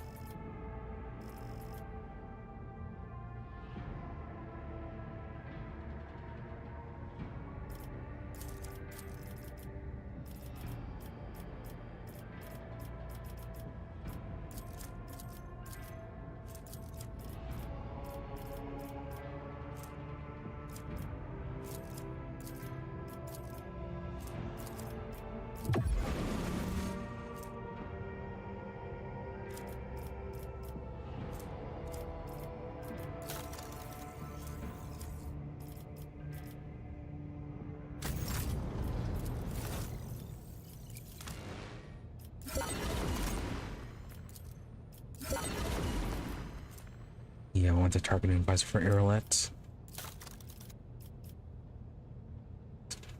Don't need that many.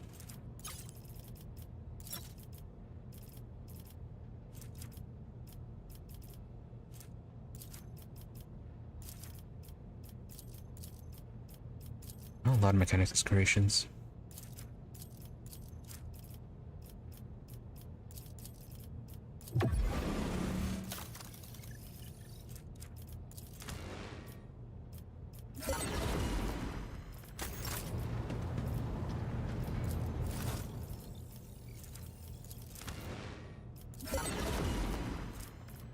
Right, they were extremely expensive.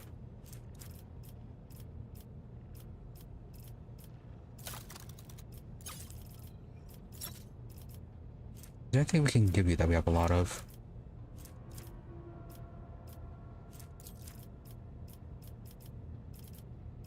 Not really.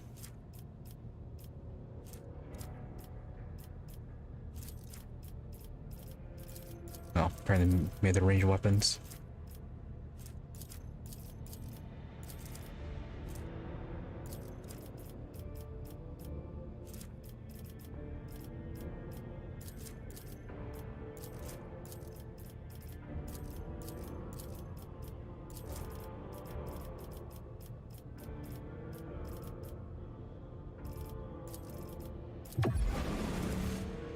After all that, not even above, not even anywhere close to getting next tier.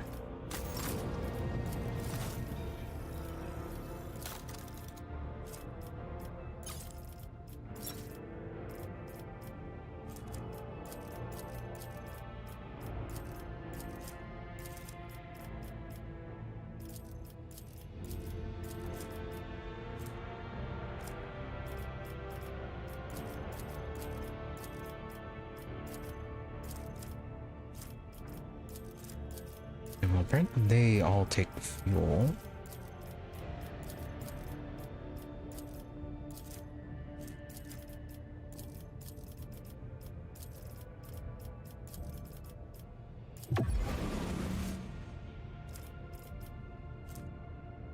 Subject under short.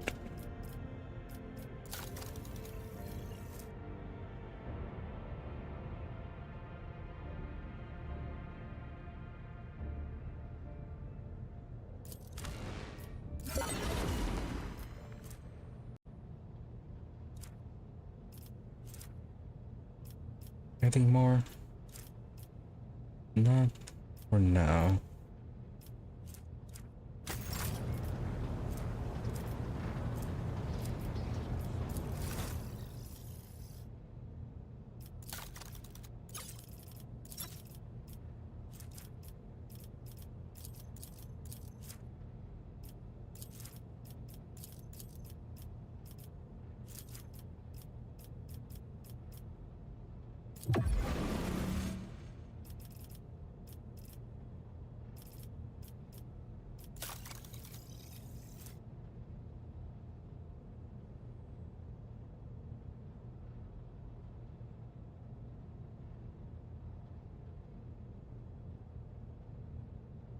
Good damage, but we do have to get close.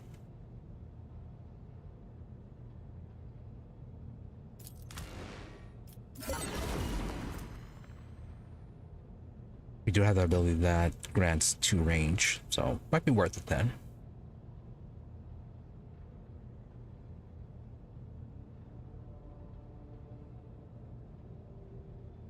Oh, burning torpedoes.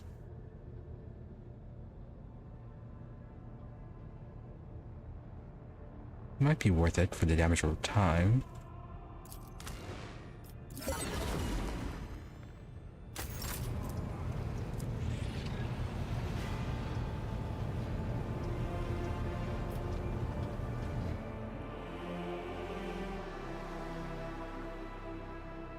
Also, do we have any level ups to do? No.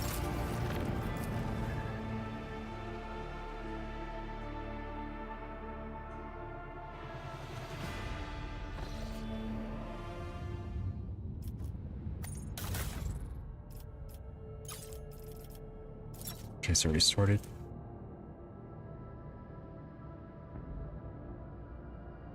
Let's go and try that out.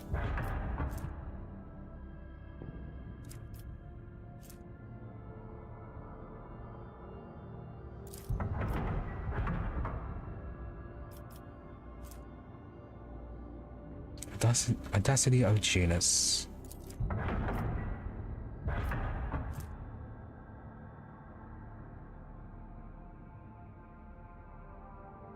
Is for this one. Lower hit chance, slightly better critical hit chance. No, don't want to lower the hit chance anymore.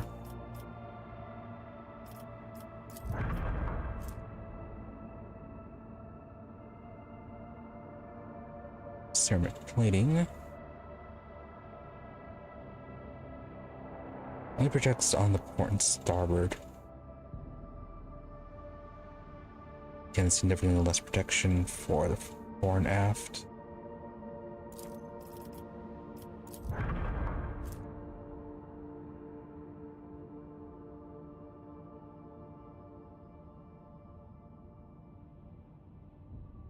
Significantly better protection on the fore, but equal protection on the sides. I'll keep this for now, but still gonna keep our current armors as it has protection from fire.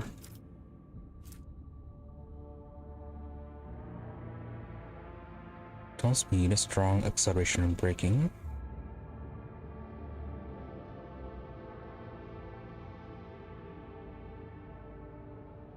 Yeah, same thing as what we have right now, minus the movement points when ramming.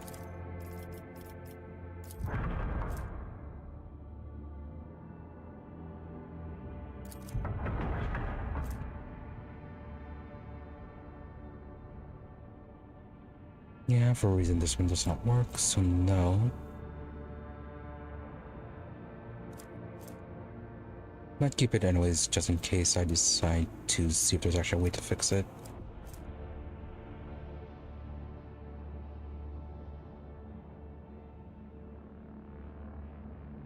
Short range, 4 shots, 14 damage per shot. No.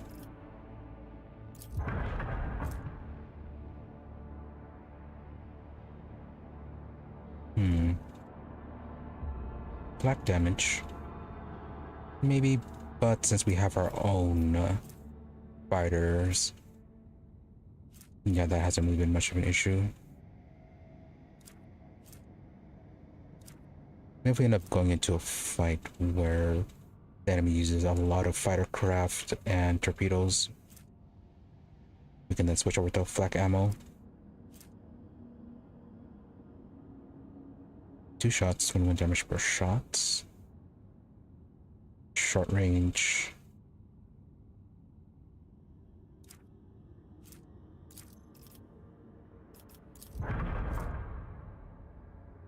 Long range, 3 for 21.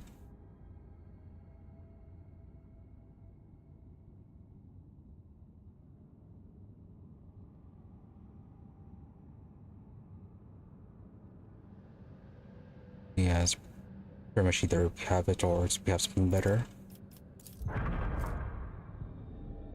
Torpedoes, 5 for 19.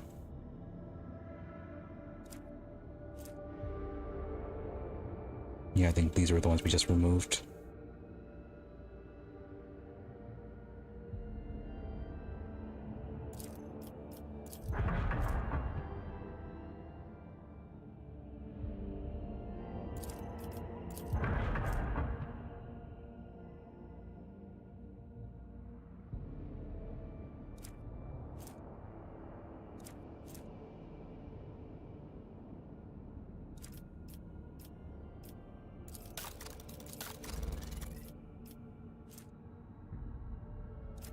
The hull, upgrade the RAM.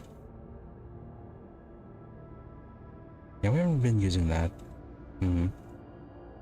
Increases RAM damage and reduces damage suffered. I guess it wouldn't hurt.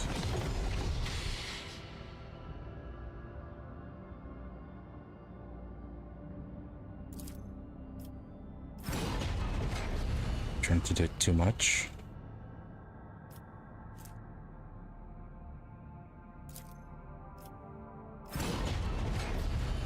Okay, just that much. Oh, is that the max? No, okay, it's because we don't have enough scrap.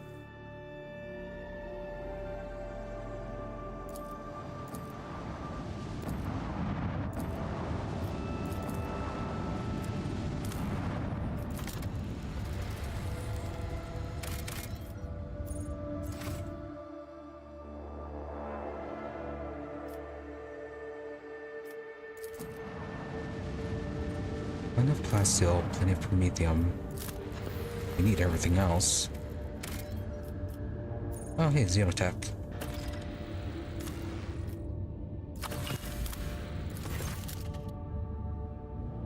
Charred ruins have been detected on the planet's surface.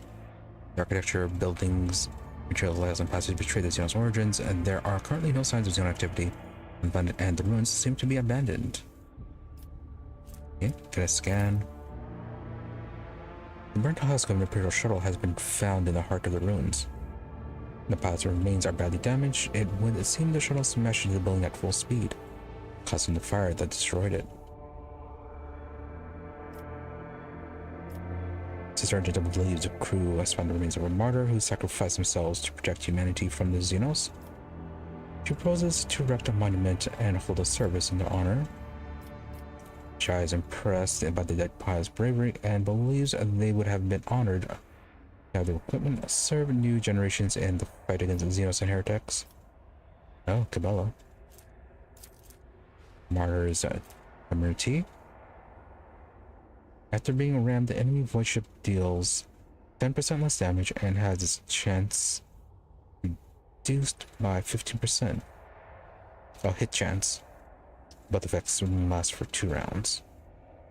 The ship's ramming is filled with indomitable fury from the bones of a martyr who fell upon a settlement of abominable Xenos. The Bella comes to the pilot's fierce and fearless spirit has not departed the remains to go to the Undying One. She proposes to honor the hero and decorate the bow of the flagship with their bones, so that they may continue to fight the enemies of humanity in death. Or leave it alone.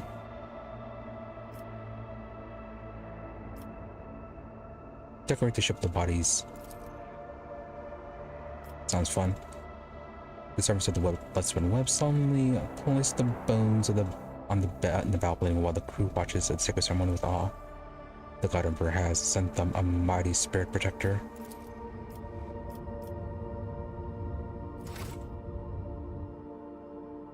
Oh, and we have a group here to test that out on.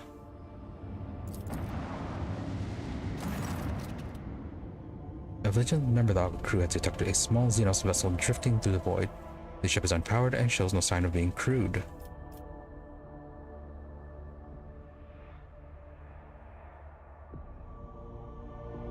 Open fire on the human scum. Continue voyage.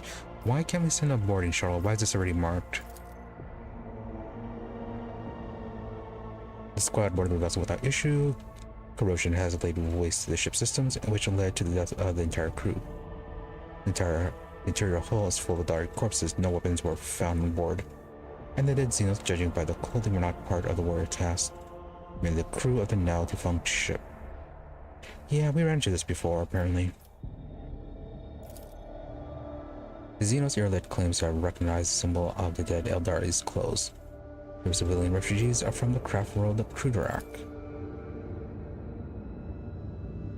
Yeah, we saw this one near Kiava Gamma.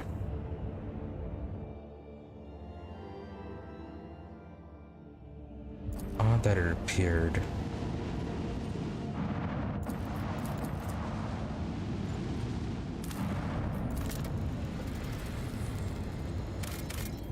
Well, if it appears again, we'll fire on it.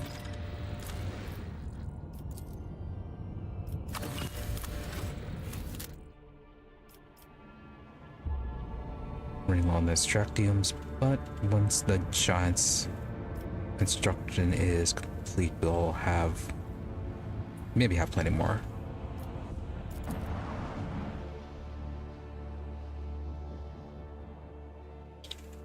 Now then, who are we fighting?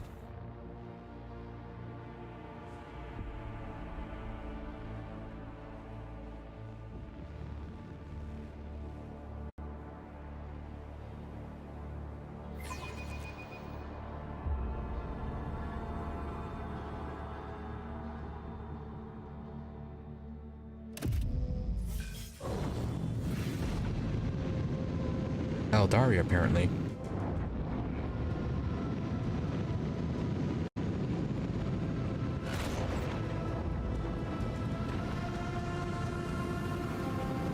And to think we're supposed to be trying to save them. Or play nice, at least.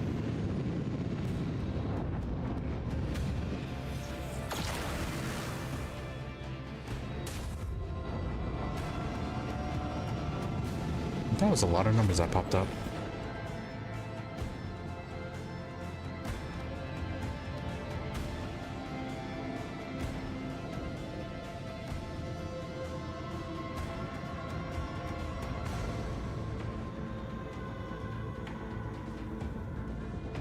So 3 torpedoes.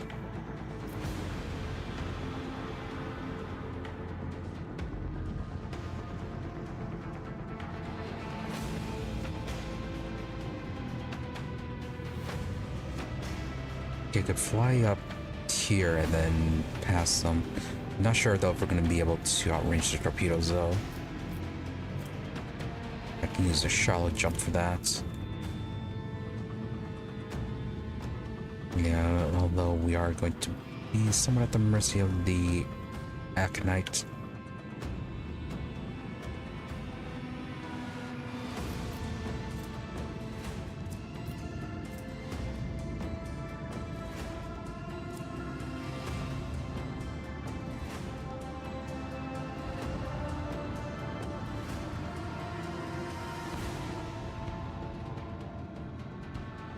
Yeah, we don't have a good aiming for this one.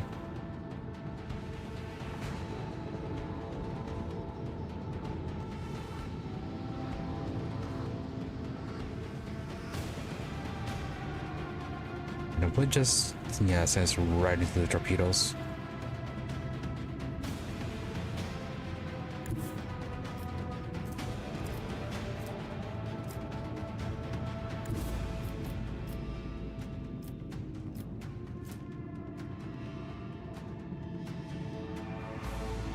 Might be able to imagine if we go like that.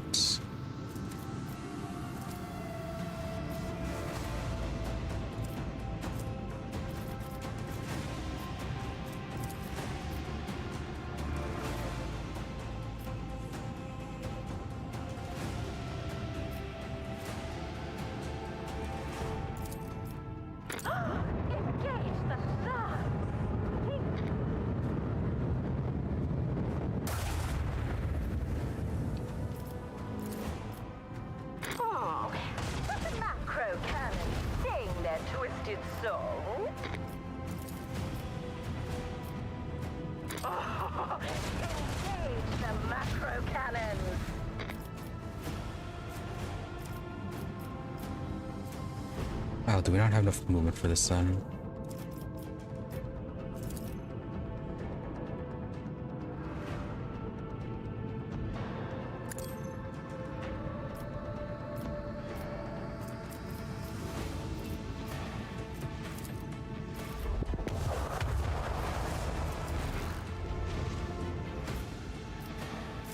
Yeah, those torpedoes can just go and detonate right there.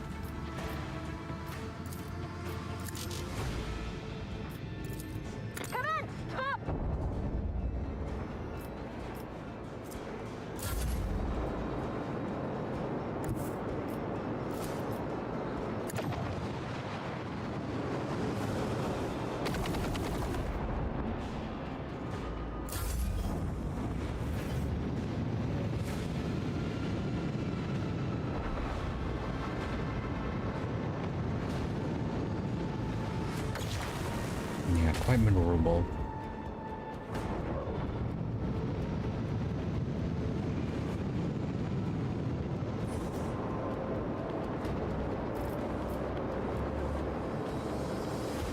Though, those did not move.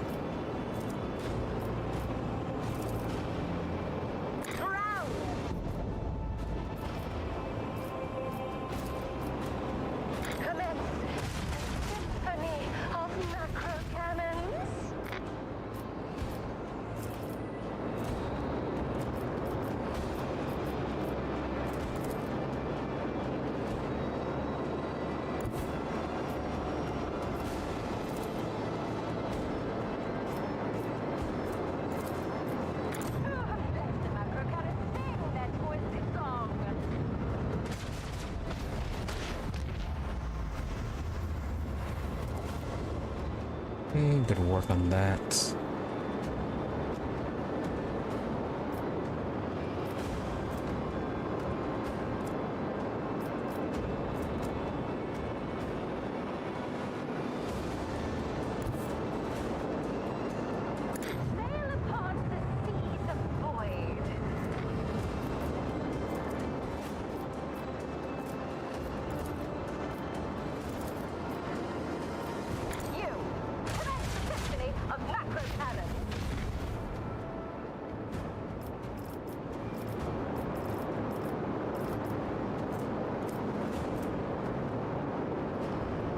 Almost.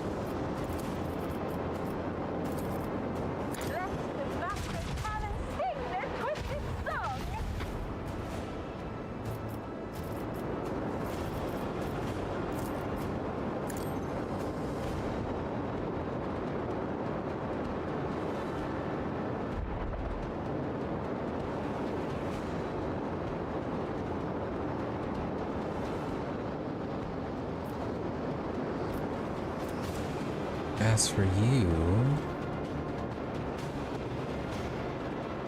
we'll go like that.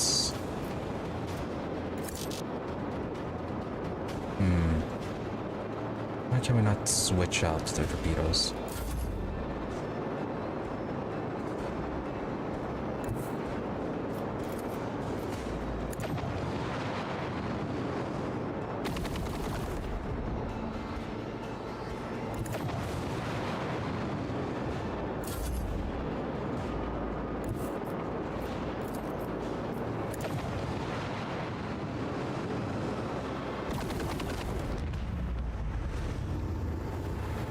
Okay.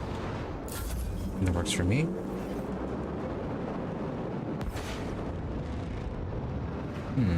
Alright, we're gonna waste our torpedoes on that.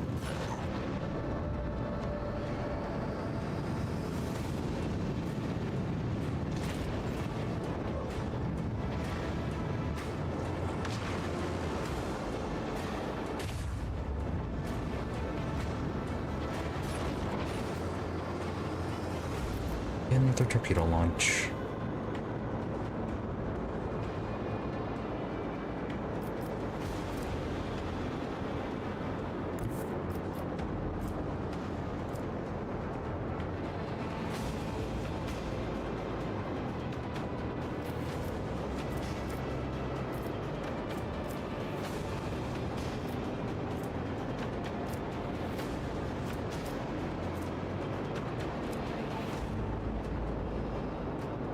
Yeah, we to be along this line.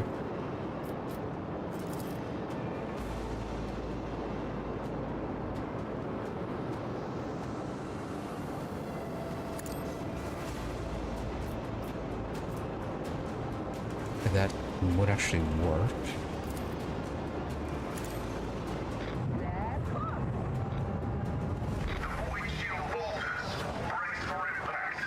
That's actually quite a bit of damage. Okay.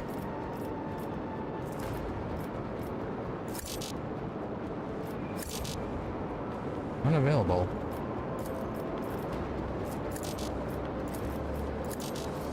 Fine.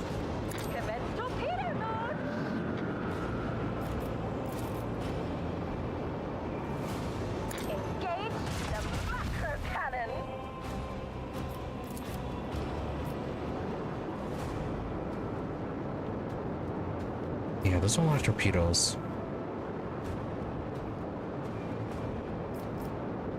Although I think if we jump over there, that will actually work out.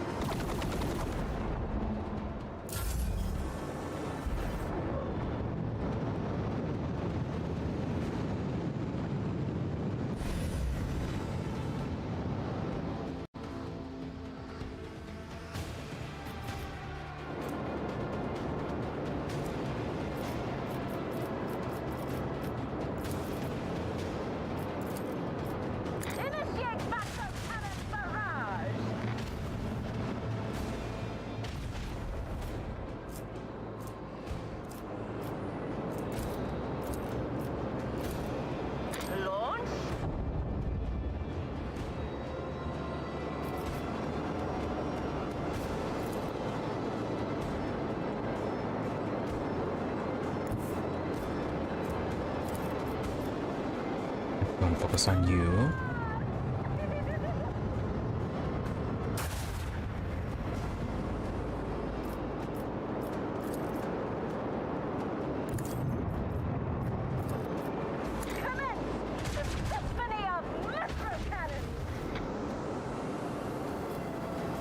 Now you're visible.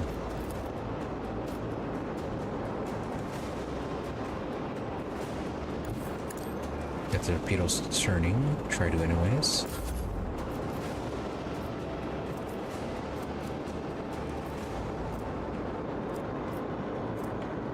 Really, we can ram them. Your crude shield technology is insufficient to weather this storm. Okay.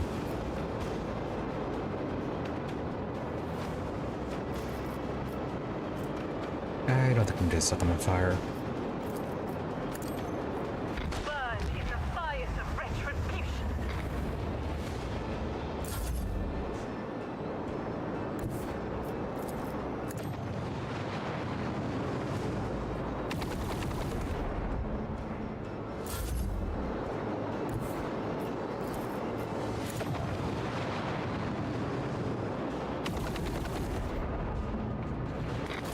Amazed that we prevailed. Me too. Also, I'm also equally amazed that you are quite positive about this encounter, considering we just blew up a bunch of Eldari.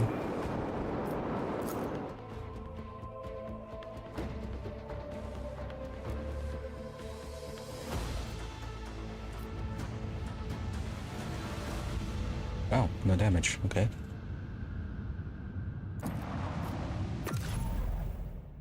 And then that was it for this place.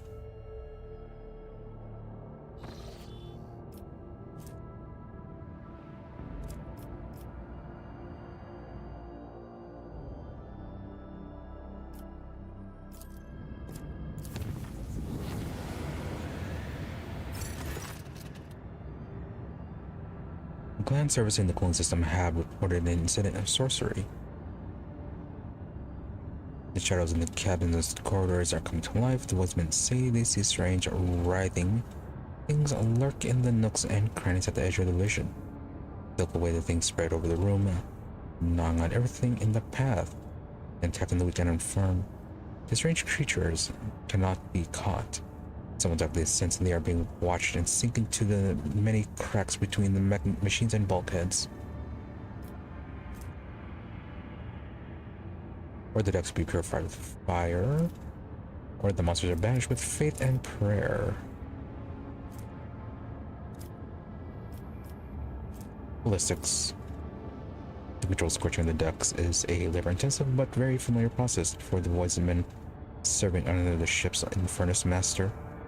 The evacuated chambers were set on fire, burning away all filth and heresy from the darkest corners. The shadow skulkers vanished without a trace, and the innocent of the glimpses breathed a sigh of relief. And they will save once again.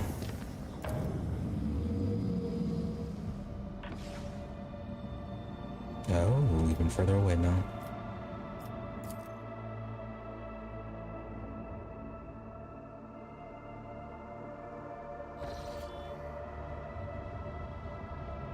However, an unidentified object has been located in the system. The artifact reacts to our transmissions by releasing unknown radiation, most likely of xeno origin. The cogs are reporting. If you want to get a closer look, we need to close the distance between the vessel and the object. Of course we do. Oh, another one of these. Although this one looks a bit more circular than the other one we saw.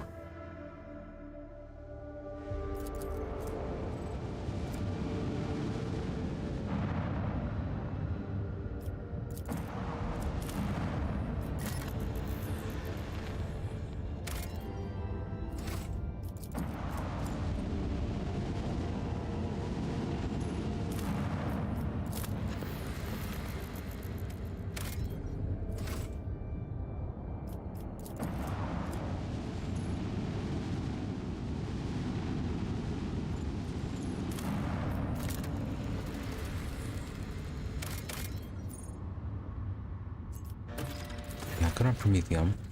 At first it looked like the snowy and desolate planet was devoid of surprises, but the yellow and orange flickering of the lumens and other notifications from the opera systems informed the officer there was a small colony that survived in spite of the harsh climate conditions. All attempts to hail the colony have failed. Sound up scouting party? The explorers report the dismal conditions of the settlement and its inhabitants. Their skin is translucent and pale. Icy blue eyes see practically no color. Their language is rough and guttural, and their stomachs cannot tolerate anything except a stew made from the local roots and mosses. And yet they are subjects of the Imperium, still loyal to the Emperor. They have mistaken your people for his emissaries. Find out what happened to the world. Local elders woefully reminisce about times long ago. Most of them were still sheltered in their mother's wombs when snow first settled on the planet in the verdant fields. Hail ruined the crops, and frost hardened the soil. Plants and large beasts that could not sustain themselves were the first to go. They were soon followed by birds and other small animals. Most people in large cities perished, unable to warm themselves and their families. They say the governor and his entourage left the world in the first days of winter, taking all the provisions and fuel with them. No one responded to the pleas from the dying world. Stars remained deaf to the messages transmitted by the planet's Vox stations. These abandoned subjects of the Imperium still managed to save the machines and other valuables, but they were of little use without supply of Prometheum. And yet those who survived eventually tapped into the tribulations that the God Emperor has bestowed upon them. Take the machine from the colonists and abandon them on the freezing world? No. Give the fortunate people a gift of Prometheum and send tech priests to perform the rites of generator maintenance. Yep, requires cargo fuel, and this is why we don't sell everything.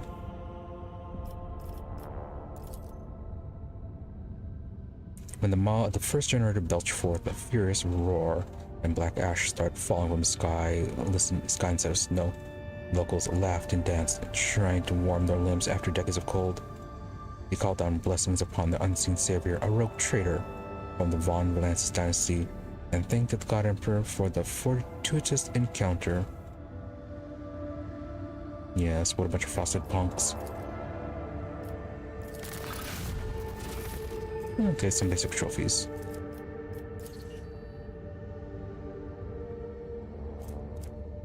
Explorers' departures was accompanied by shouts of grateful approval, not to mention their many parting gifts.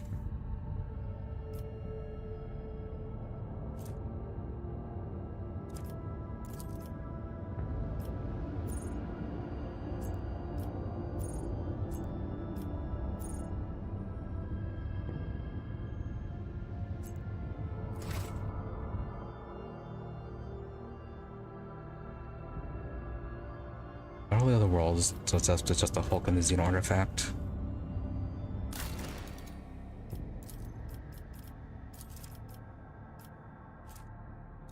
Okay, challenge completed. We can do this one. Even more profit factor and provisions. Okay, yeah, provisions only at 4. What are we looking on this one? Reputation.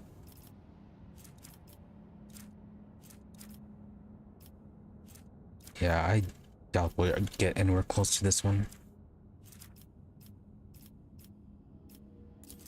We'll probably have to do this one, the Drusians one. Even though, yeah, it's still gonna take a while to get enough reputation for this. But it's still closer than the Casbalica. Guessing efficiency will be forever 0.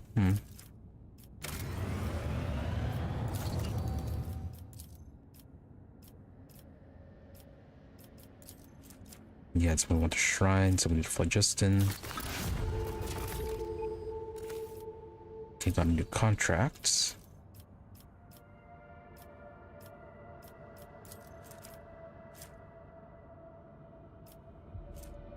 That's gonna cost even more, the phlogiston. But it is Explorator rep.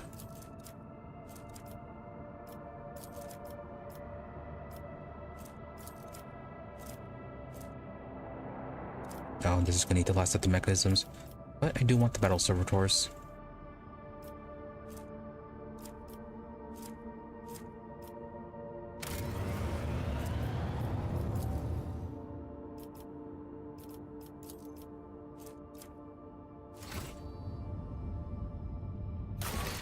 Now about that new contract.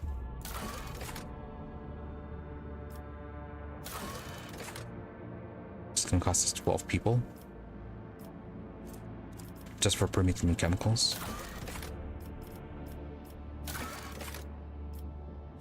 Adamantine costs 3 profit factor.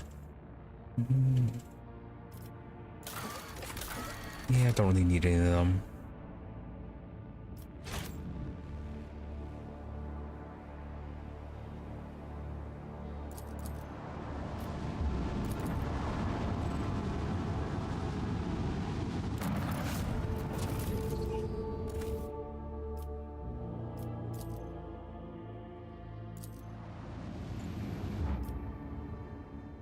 Oh, story time.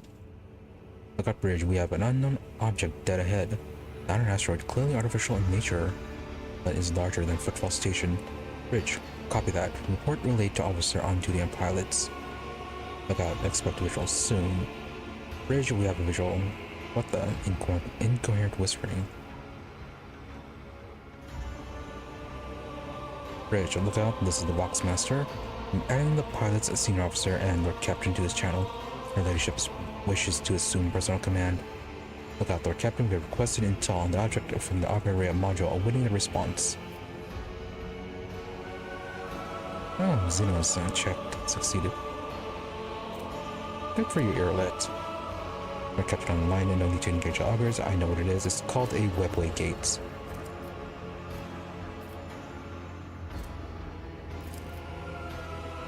Officer Station.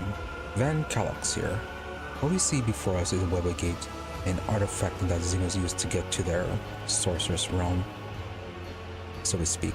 It allows Eldari to go around this sector quickly and serves as a hideout for the most unpleasant tribe, the Drukari, whom we have already met.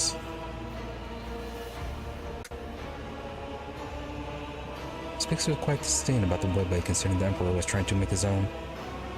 Officer Station, Earlet here. The gate is just like the one you saw on the Lothan. The children of the Syrian wander the void through such constructs erected in ancient times. Any ship that passes through such a portal will enter a tangled path, ephemeral to none but my kin. Okay, some information, that's about it. Anything else to report? Bridge, according to available data, the object consists of an unknown material foreign to the Imperium. We are registering unknown class of energy profile.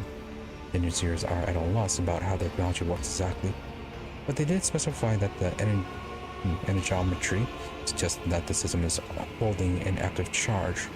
The actually appears ready to do whatever it was designed to do. Can we activate this device somehow? Enough mysteries, changing course. Officers, what are your takes on this?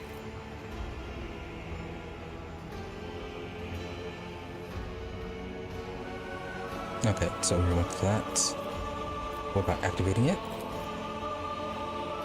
Requesting permission from the engineering bridge. Apologies, Lord Captain. The Japanese have refused to even consider such a possibility.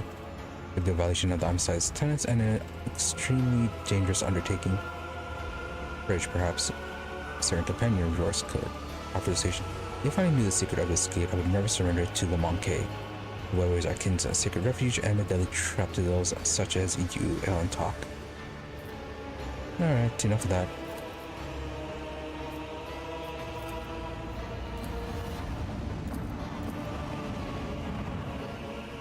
Understandable. Considering that the crew constantly cheers at her dead.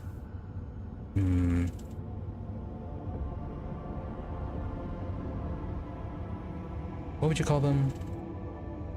Shipmates, friends, family, planet mates, kin. Regardless, considering that they are cheering at dead Eldari constantly, understandable that your elite would not be willing to share access to their secrets.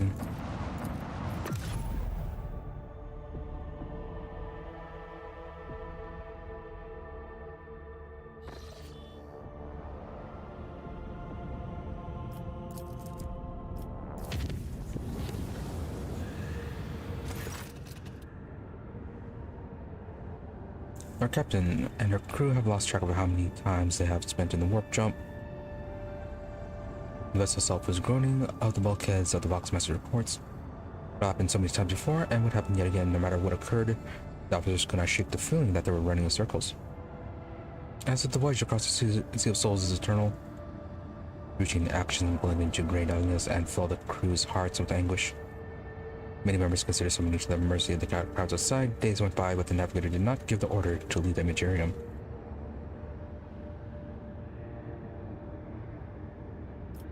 Alright, Cassia, what is going on?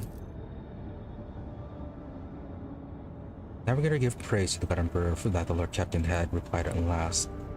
Now the ship had gotten stranded in a temporal anomaly, and only a vessel's Psychers had managed to resist its malignant influence.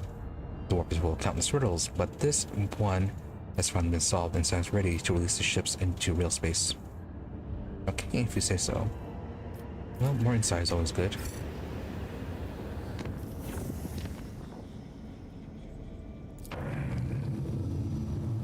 Let's see, what was this one? Save the Eldari.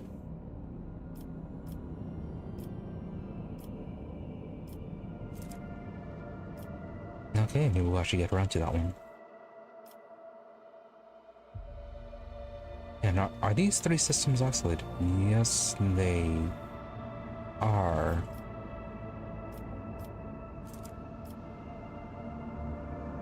Okay then.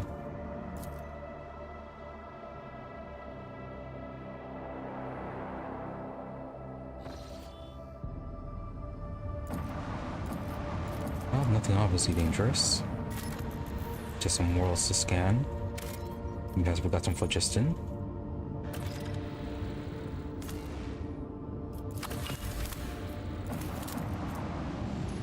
Good amount of glass steel.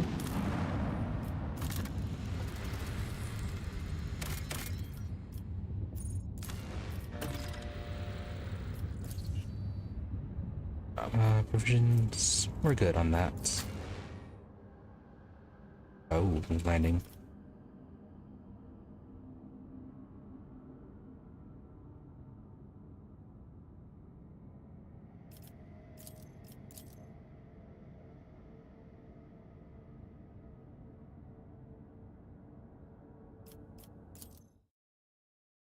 Wasteland Wayfarer. Yeah, if we run into something needing demolition, we are immediately going back. No wasting multi charges this time.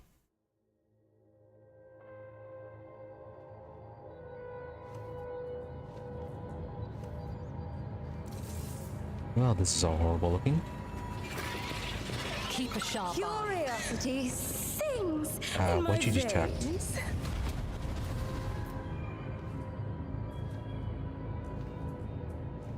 Are you trapped? Yeah, like a sealed isn't right. Do you simply remember never activating the seal on your way through?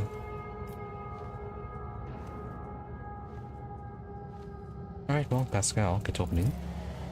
Control panels being unpopulated. You know enough about machine spirit behavior to conclude that it's not malice that is making them refuse to comply. Higher priority order that they are executing. Pascal, after repeating the command entry protocol 3 times with all the appropriate prayers, the tech priest says in a gloomy raspy voice, "The machine spirit control in this airlock is too simple and guileless to be tricked. It would be easier to deconstruct this airlock than to compel it to open."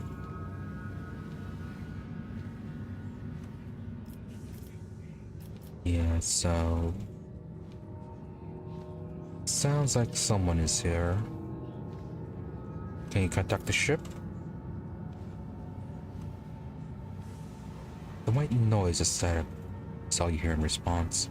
Either the Vox Master cannot reply, or she is brazenly ignoring you, or comms are being jammed. None of these possibilities bode well. Very true. Very unlikely that she is ignoring.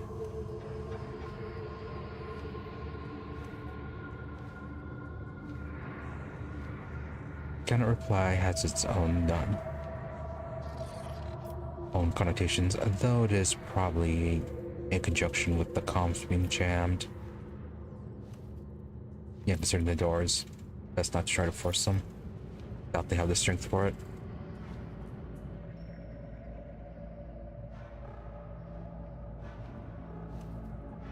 So it would be nice if we knew what they had found.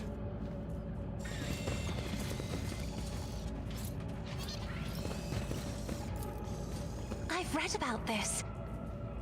Strange sound that reminds you of dripping water, or the clattering of something sharp in its middle. Okay, glad to bark with that.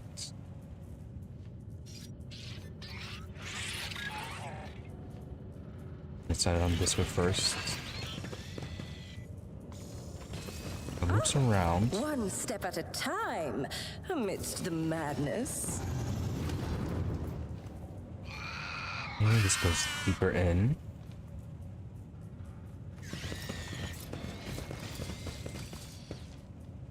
These animals make some of the worst noises.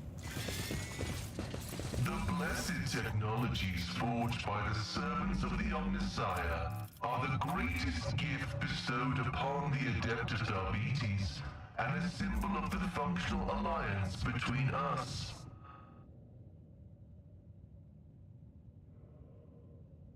Okay, weird thing. Unknown Captain's diary. A thick diary filled with entries written in neat, precise handwriting. Its author was documenting the events of his life with thoroughness bordering on obsession. After browsing through its pages, the following entries catch your attention. Exodus, Watch 1. Never thought the day would come. I'm addressed as Master Captain once more. How many times did I swear never to venture into the void again during those 2 Terran years I spent among the mangled ruins of the unheralded Reckoning's Bridge? Unfortunately, life in a gravity well didn't bring me peace. Reverend Hieronymus promised me that forming a selfless feat of devotion would bring me serenity. Maybe he's right, but I'm still writing his journal during the long night to keep my sanity, just like I did for 2 years. There and 7 Terran years. After that here. Just like I did for 2 years there, and 7 Terran years after that here. Okay. Weird that those capitalized. We'll see if I'll be able to live without the somewhere that is our wasteland wayfarer's destination. Exodus, watch 237. The crew has reported hearing strange noises from the ventilation shafts for a third time. Alas, I'm charged with pilgrims not seasoned voicemen. The venture scares them, and they already managed to make up their share of absurd ghost stories. I asked Reverend Gravic to calm them down. He's the official head of the pilgrimage, so they ought to listen to him. Exodus, watch 240. The vent inspection is finished, and just as expected, there was nothing to worry about. Just some torn tubing striking the hull. Watch 393. Reverend Hieronymus is wrong. Faith does not bring me peace. I prefer not to take any sides in theological dispute that has broken out aboard the vessel. Ignoring the debates altogether, I'll let Reverend Gravic handle it. I'm slightly concerned about this schism, but as long as both groups are peaceful and agree to follow my orders, they can bicker and shout all they want. Exodus 810. The great day has arrived. The wasteland wayfarer has successfully landed on the planet's surface. I wonder if it'll ever leave it. The settlement is already being built down the hill. The official colonial designation is A3649 Minoris. But Reverend Gravic said he's going to name it Jesavon. When we first stepped onto the service, Reverend Gravic's congregation and the nourishers used different airlocks to leave the vessel. Seems like they've ceased any and all communication. Exodus watched 1212. Today the last pilgrims left the wayfarer for Jesavon. Wow, that took a while for them to actually complete this little trip. I'm alone once again. They invited me to go with them, but I made up an excuse about needing to keep watch at the reactor since my ship is still used to the powering the settlement. Truth be told, I just didn't want to go with them. They say less than 1,000 pilgrims are still loyal to Gravic. The services at the main temple were performed by the nourishers, and the St. Drusus statue is cut only up to its knees. I can't understand their beliefs, but I don't think they'll help me any more than Reverend promises faith. Watch 1287. I was woken in the night by a dozen pilgrims from Jesavon. They were armed and scared and said the nourishers had arrested Reverend Gravic. They were bewildered and didn't know what to do. Wanting me to act, so act I did. Since Reverend Gravic is the official head of the pilgrimage, I deemed this as an incident of civil unrest. I cut the power to Jesavon and demanded Reverend Gravic's release via vox comms. We are holding the line. Watch 1290. Nourishers have come to us. Gravic was with them. He was calm and said that the conflict had been resolved. He took the confused pilgrims and the guns with him, and I restored power to the summit. I have no idea what's going on. Peace. The watch is of no consequence. Today I received a brotherly kiss, and now I believe. I can clearly see the spiral path among the stars set for us by the Emperor's progenitor. Now I can hear my brothers and sisters. I am finally alone no more. Okay, Gene Slayers, it is.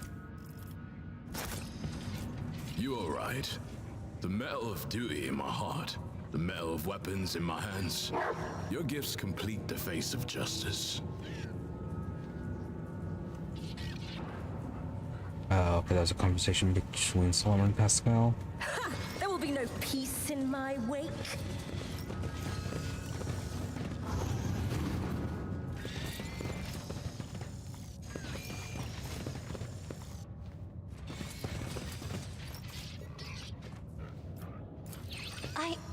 I did it. The system still works. There are strange gouges on the metal, look like claw marks. Some beast that was trying to crawl into the shaft.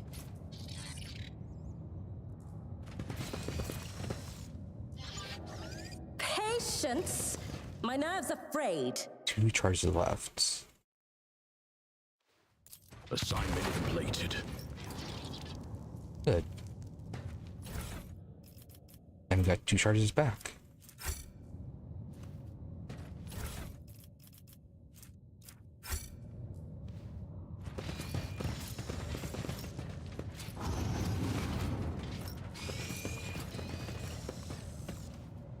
Okay, that's blocked off. Oh, what lies beyond? Really a person. Surprising.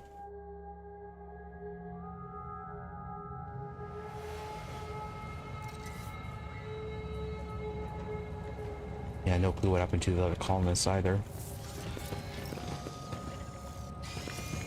So how evil are you going to be? Hunched over the boxcaster, the hidden man mutters monotonously, but emphatically into the machine as he rocks slightly to and fro. In the light of the distant star, Emperor Progenitor wanders wearily. With thoughts and visions of us, he sends us particles of light, his light. Though his body suffers, his mind lingers on us. Let us therefore nourish him with the light of our souls, with our prayers, with our faith.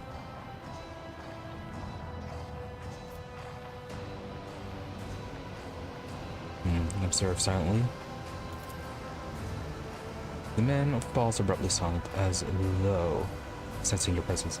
Then he says, "And here come the afflicted." With a pale hand, he throws back his hood.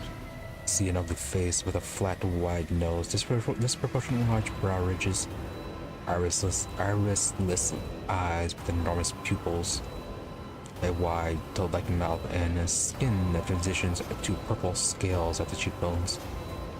Standing before you is a model subhuman and mutant. Welcome to the abode of the Nourishers. 3 sorrowful phalanges point the way to the Emperor Progenitor. I'm glad you have chosen ours. These features are strikingly similar to those that mutant scum destroyed in the dynastic crypts.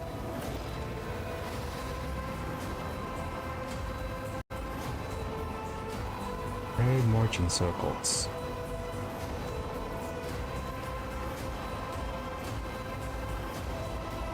Airlets. Anything to say? This being's nature has strayed too far from mankind's blessed genome. The creed sees no humanity in deviations like these. So commands that such creatures be exterminated without mercy. I understand this is to be a trap, am I correct? Indeed. You have nowhere to run. Ymir shrieks, grinning. May the grace of our progenitor be upon you. His words are piercing and becoming a shrill echo of 100 voices, minds growing ever louder. It torments your mind before you know it. You reach for your weapon. The unworthy will be destroyed! You hear a clanging echo grow louder than the modules, like hundreds of clawed gnomes striking bulkheads and grabbing onto bars. Whoever is advancing upon you, there are a lot of them. Just run for your life before they trap you in this crammed fox cabin.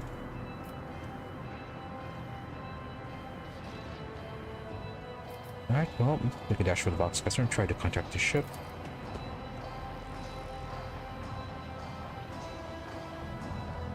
The box spits out a torrent of static through which you must manage. Gotcha. Fragments of words spoken by voice not unlike that of a boxmaster. One last command. Lock. The signal's lost before you manage to say anything.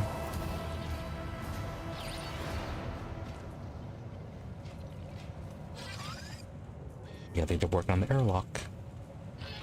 Well, we still have a bit to explore.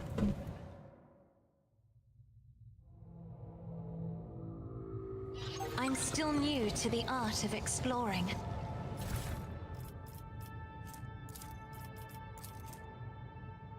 Lectionary of the Revelations of the Emperor Progenitor.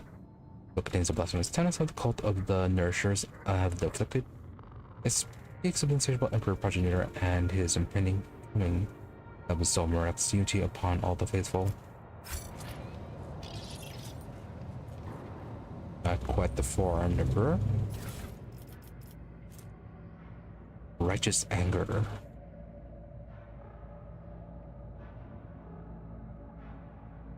Or 7, rate of fire 10. 15%. Yeah, our gentle weapon. At least she's not here.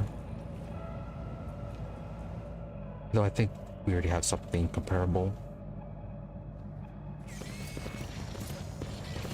In this tapestry of a world, Yep, here they come.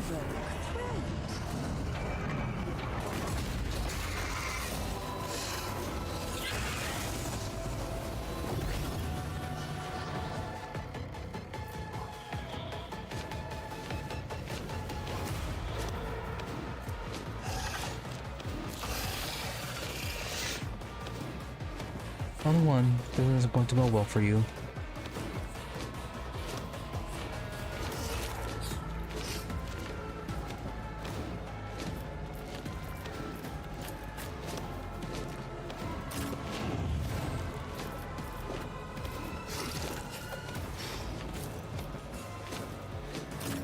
Put the animals up front. Do you have range attack? No, you're melee. Let's call reinforcements. No, we just ambush.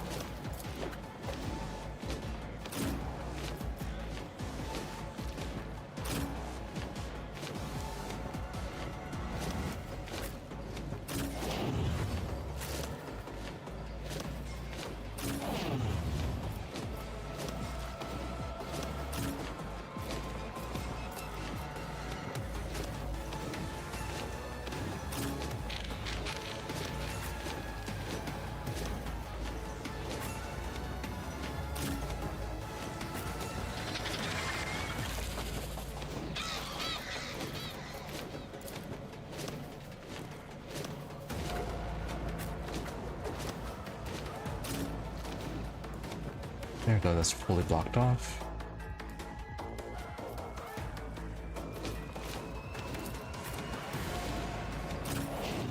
As long as they don't come this way, it will be fine.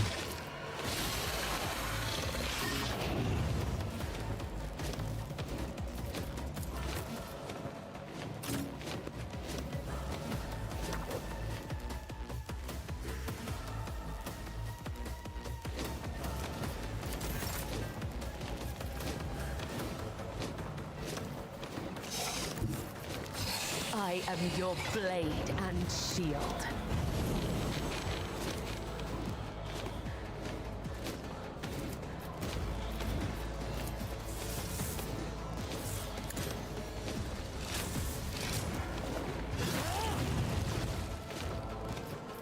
And you parried that.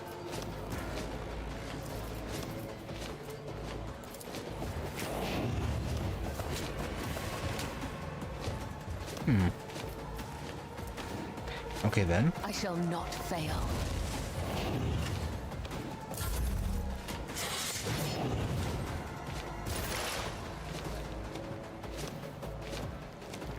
Oh wow, Glade almost died.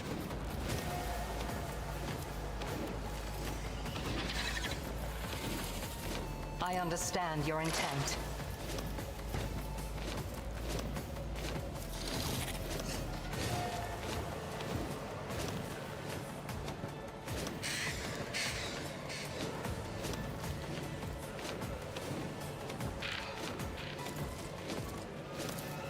This tedium is beneath me.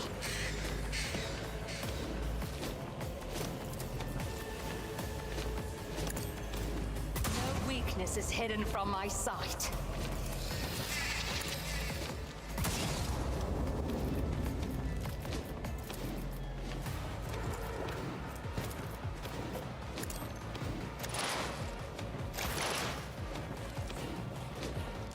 Yeah, this one is a bit weak. Setting target parameters for tech familiar units. My vow is to serve.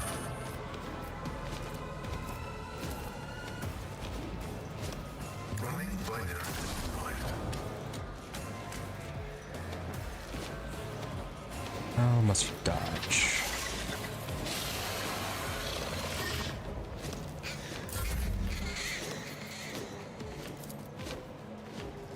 I'm not accustomed to being ordered around.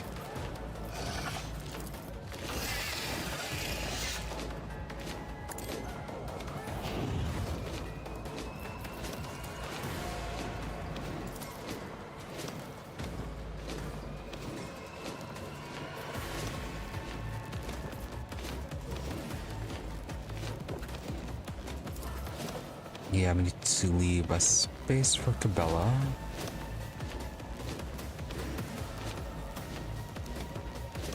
You take 4 spots, so...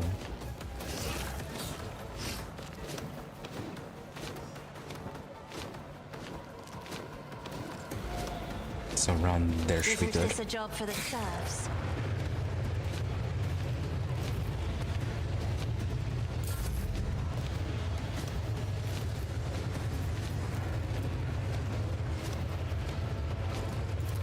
Can you cast on here? No. Oh. Yeah, but we can't send him up there. Alright.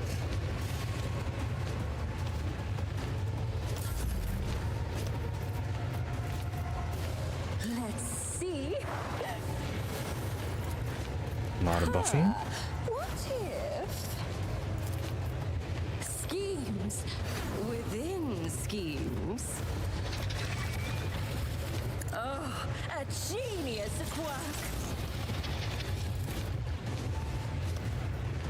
Oh, a wicked thought. Huh, let's see.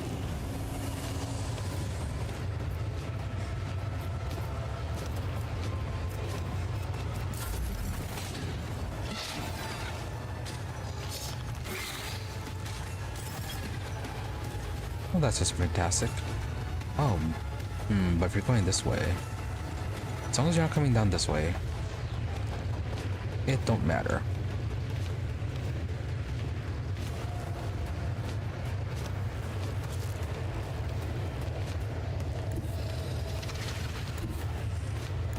I bring mercy and retribution. I feel nothing, fear nothing. You can't just walk in a straight line.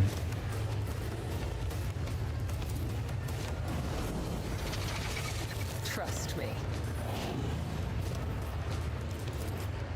As honor holds. And yeah, you still parried everything.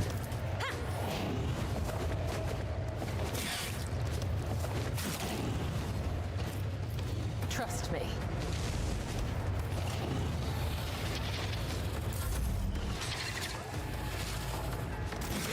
Yeah, it's going the long way.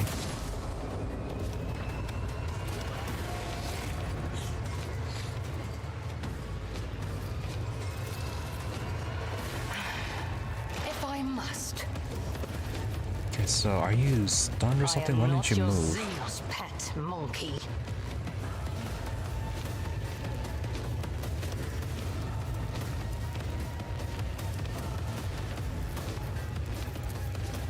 If it serves your cause, another soul slips beyond the veil.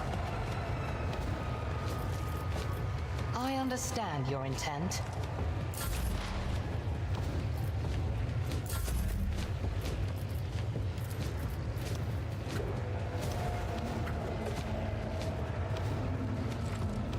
If I may,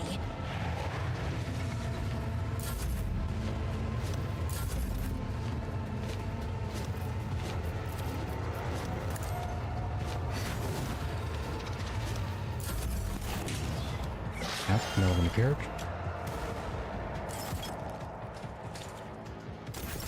High momentum.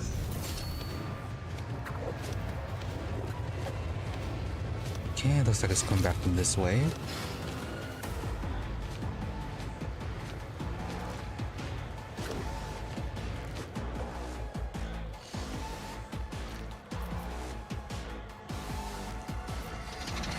Oh, okay. We're actually supposed to be going that way.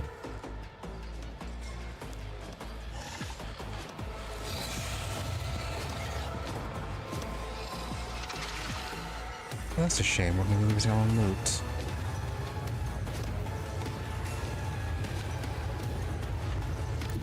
I will leave footprints of scarlet.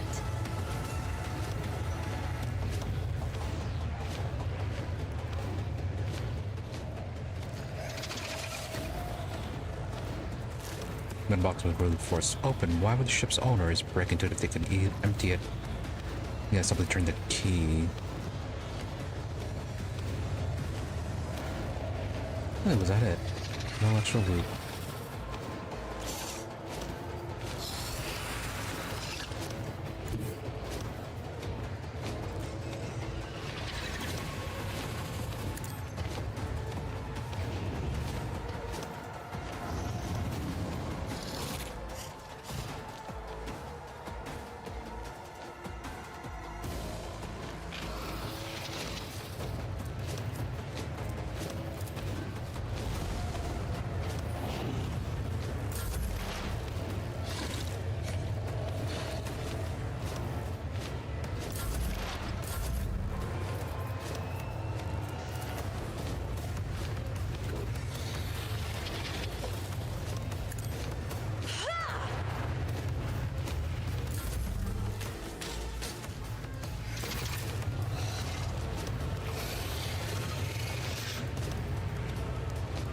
Okay, well, apparently they know not to run through the circle of death.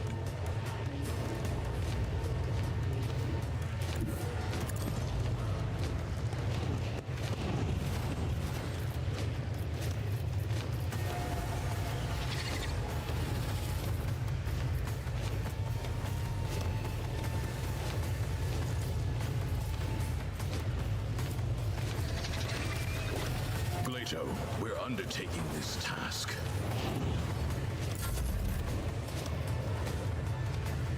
The storm approaches. What if...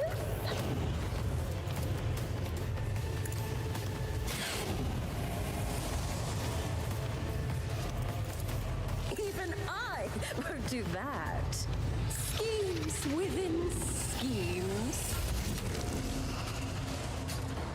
There you go, running that way.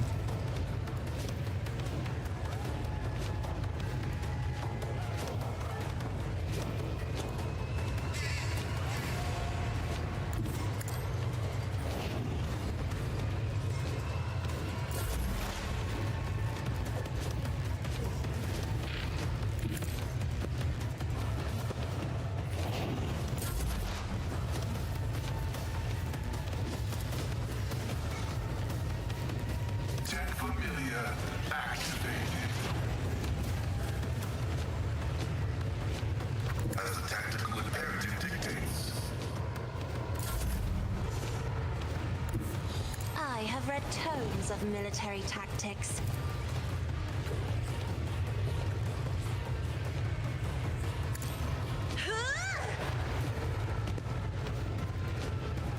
Really convenient that they avoid that.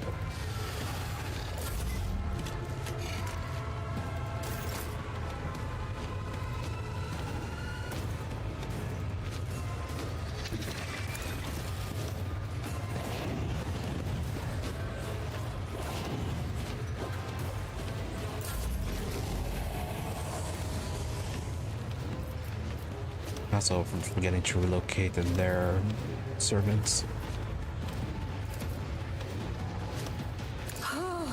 A wicked thought.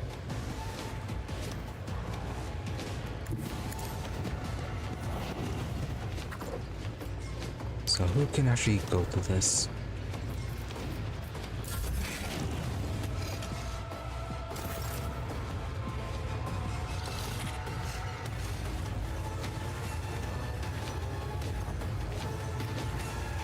Hmm, 50% for Bella.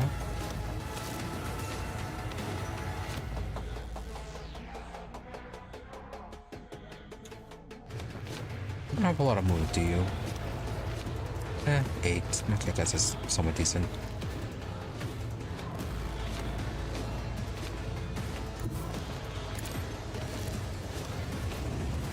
Shame and dishonor. Really?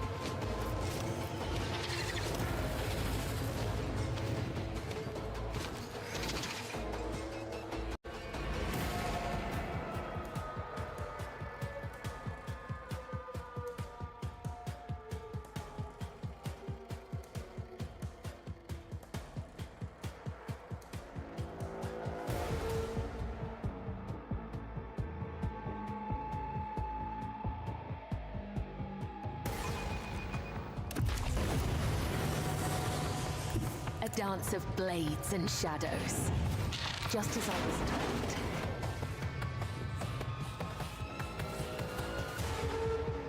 Okay, good, got that open.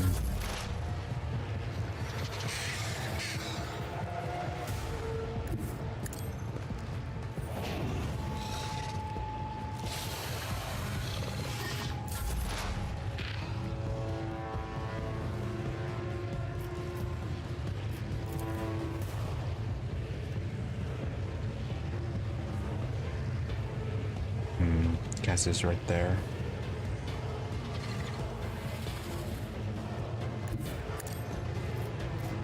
You might not have enough movement to go up there.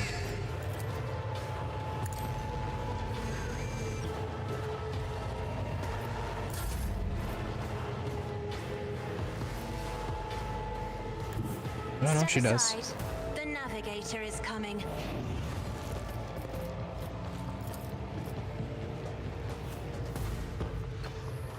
I am a navigator, not a servitor.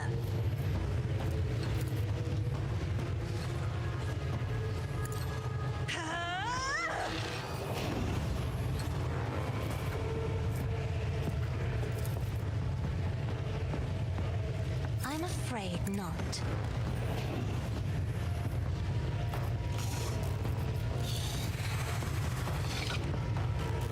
Me, if you insist, Lord Captain.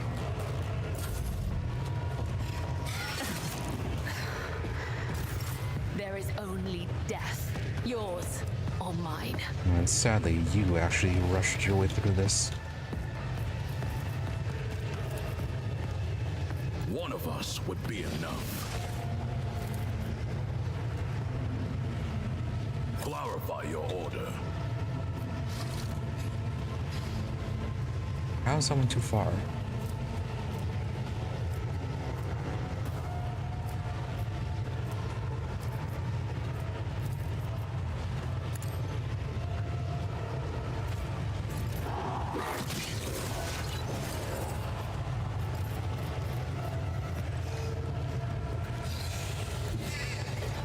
Hold the formation.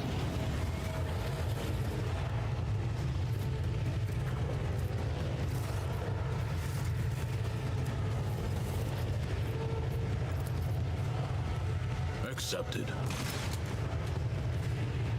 Yeah, you run back into that. Understood.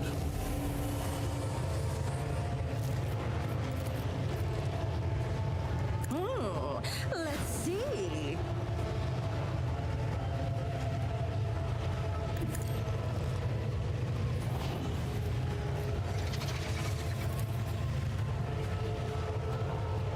Oh, a genius at work.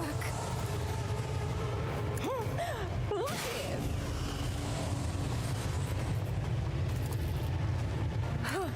Let's see. I'm not accustomed to being ordered around. I'm resistant. If you insist, Lord Captain.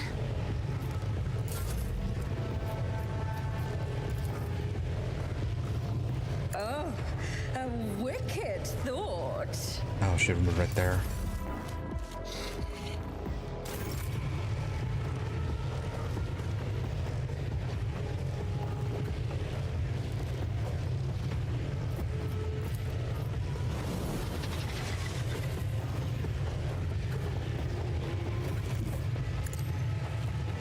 Grab that.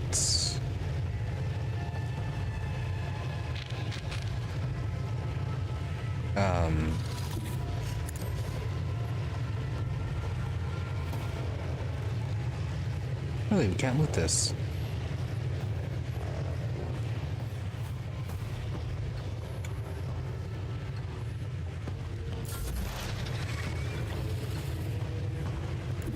Move swiftly to strike. If it serves your cause. This tedium is beneath me.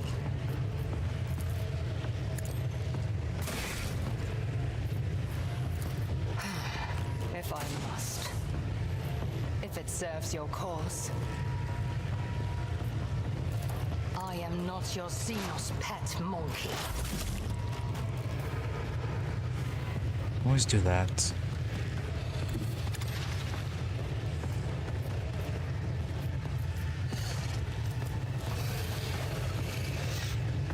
If I may.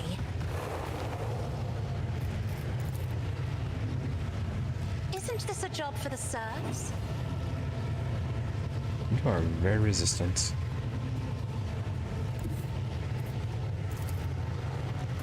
Battlefields are always drowned in scarlet.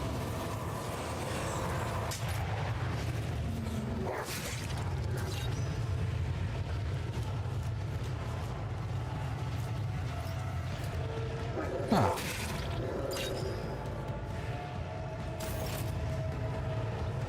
Okay then.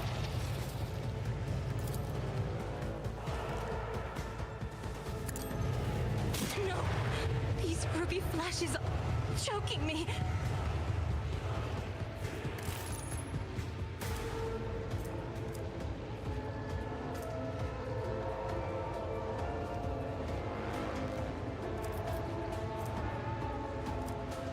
If you say so.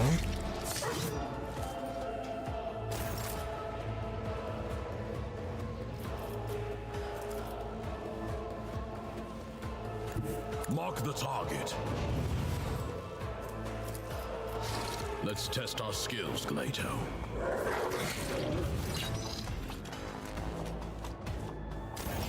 Why aren't you running away?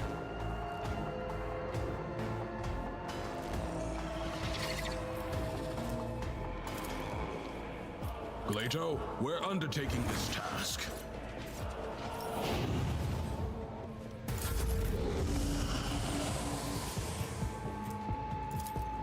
A genius at This has been an work. odd fight. Schemes within schemes.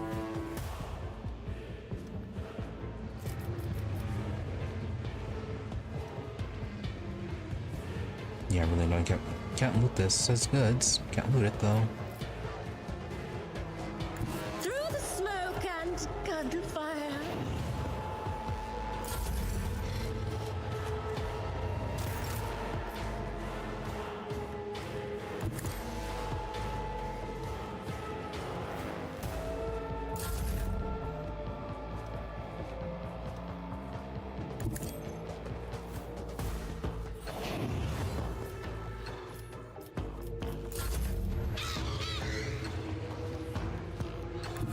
Explorers know one route. Forward.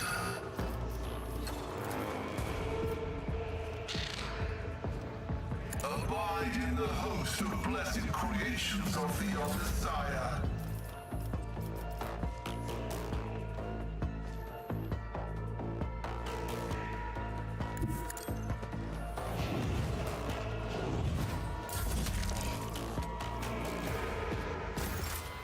Right, apparently you heal.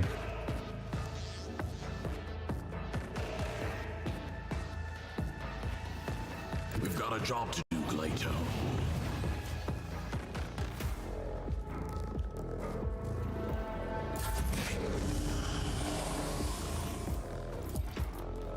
What if? Step by step, I lead.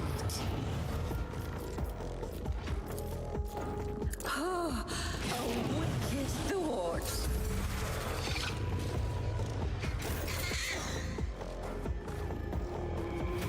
I am your blade and shield.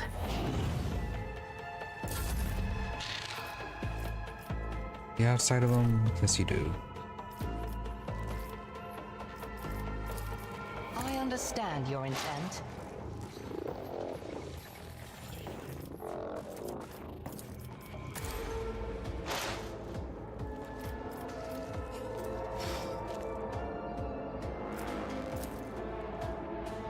I am not your zenith. No weakness is hidden from my sight.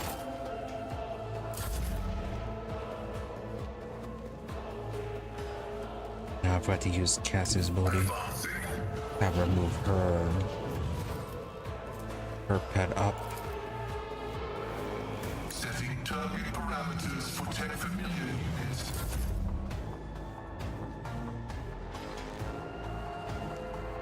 Be careful not to cross my gaze.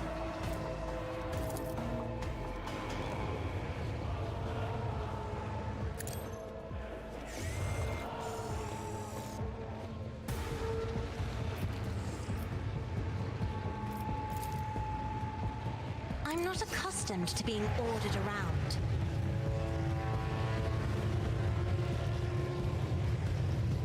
Oh, it's gonna go down this way though. Oh well.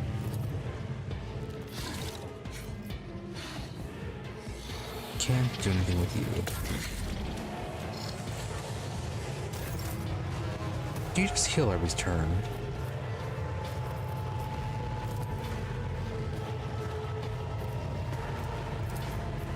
One of us would be enough.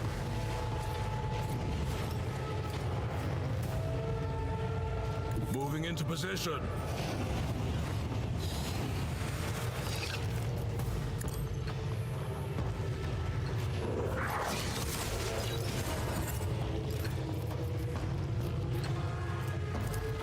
Let's test our skills, Galato.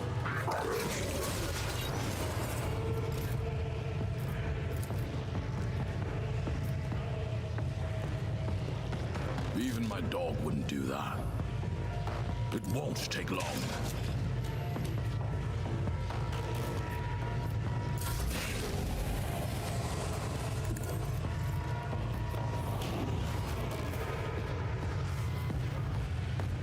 Anyone need healing down here? Bella, you're good. Leto, yeah, he ults. A genius at work. Let's see.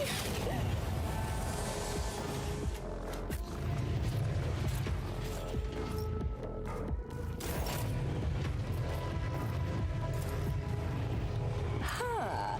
What if...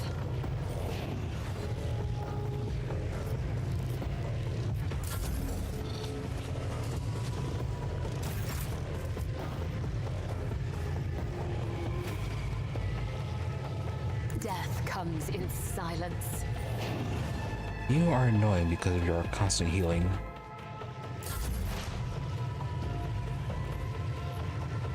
I approach the designated position. Oh well. Can you fire on this one? No, he's hidden. If it serves your cause.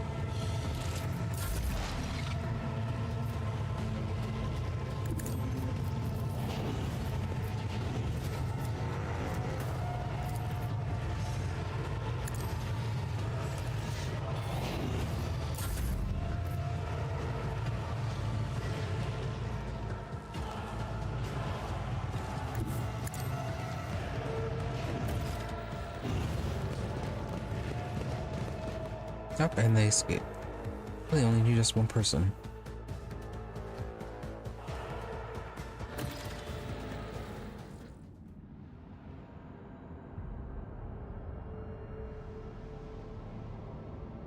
So, is there anything more we can do about this? Corruption and genetic aberrations could have spread across minerals and ships. Each case of contamination must be documented. 3 storable phalanges.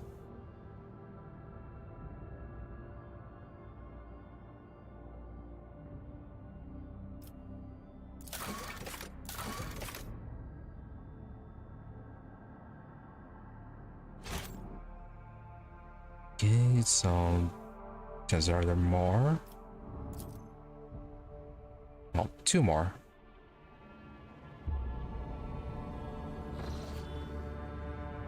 Can we not just bomb the planet?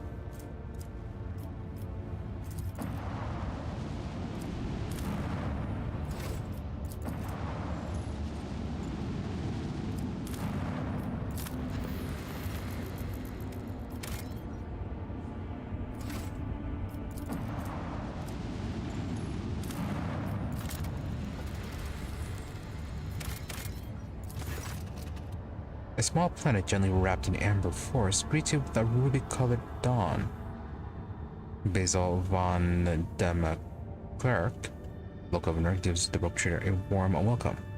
After several glasses of Damascene, the sweltering ruler asks if Gamma von Menezes would like to keep him company during the upcoming hunt. We're not suspecting this world of being a gene stealer. Except to offer, see where this goes.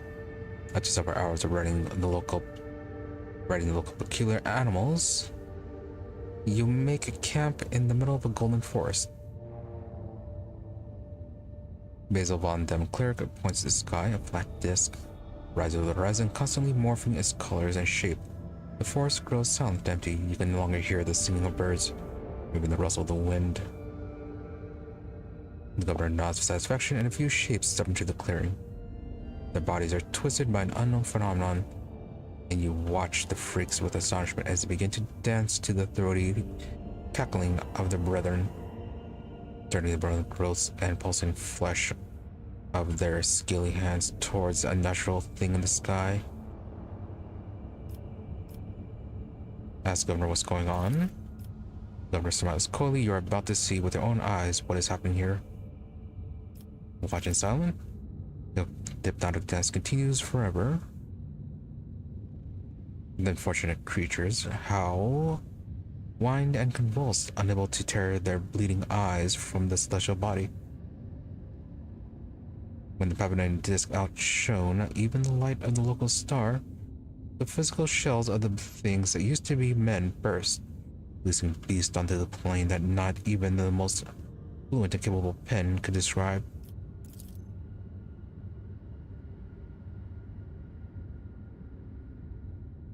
Oh. Basil von dem Klerk subtly explains that the creatures he saw are the children of the great king of distortion. It is he who is a true god and patron of these fertile grounds. Once every cycle, his chariot shines its light upon the world and bestows transformations upon his most ardent followers. The rogue trader may become one of his heralds.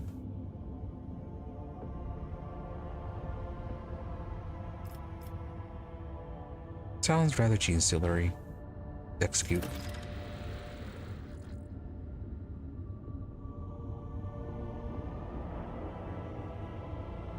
Governor's head separates from his neck with a distinctive squelch. Black and brown blood seeps in the soil beneath his corpulent body, and immediately transformed into a writhing tangle of worms that burrow deep into the grounds with unnatural speed. You return to the ship, pondering what to do with the world, and more importantly, what to do with the King of Distortion. Or did the crew try to course to the anomaly known as the King of Distortion? The senior officers observe a suspicious activity emanating from the twisted celestial body at the heart of the system. The chaplain advises you to get ready for a potential encounter with the spawn of the archenemy. So it may be wise to reconsider unless you have holy relics, sacred wards, or blessed effigies of the Emperor. Aflame with a plethora of colors, the distorted celestial disk trembles slightly beyond the endless windows on the captain's bridge as the rogue trader's ship approach its center. An otherworldly voice, cold and enveloping, enters your mind.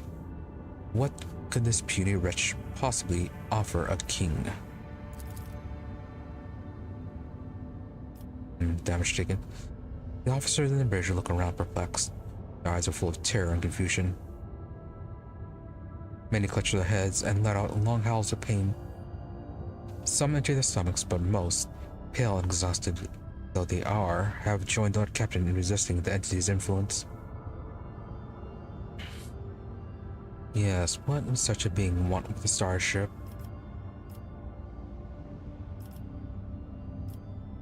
Let's see, who are you talking to? An entity to customize of the Amber World is from the script. Become a herald.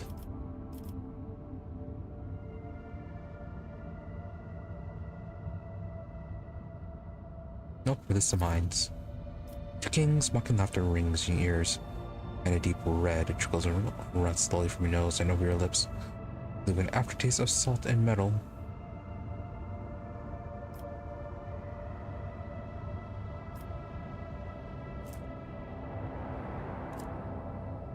Checked in and see if there be Kenner on board. Nope. Give it a taste of thoughts and prayers.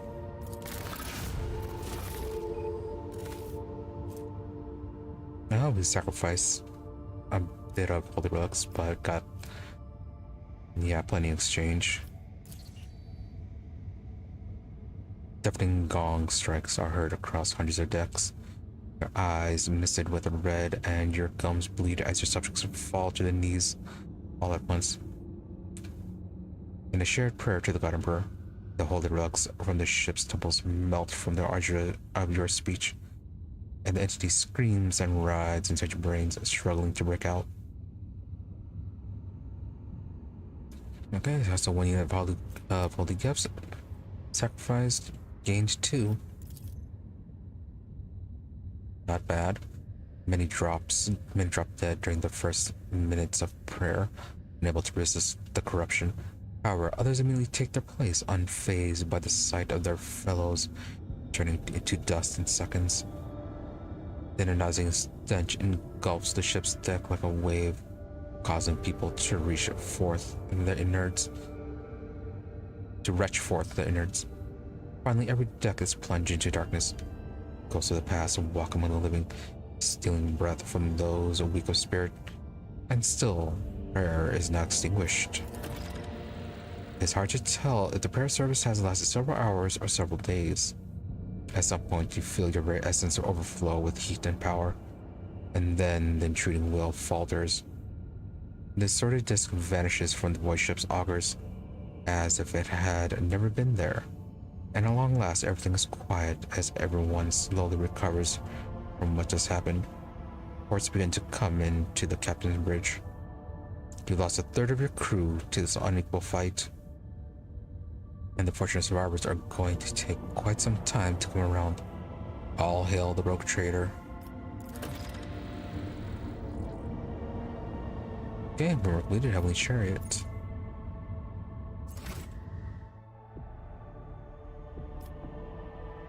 And despite losing so many crew members, nothing happened.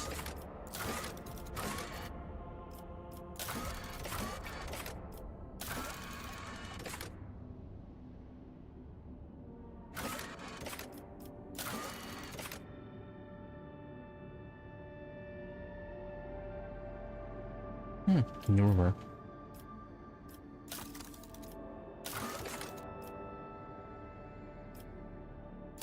Oh, rumors about, so I'm thinking then that these are rumors that we can't actually investigate. It's just extra information about a rogue trader.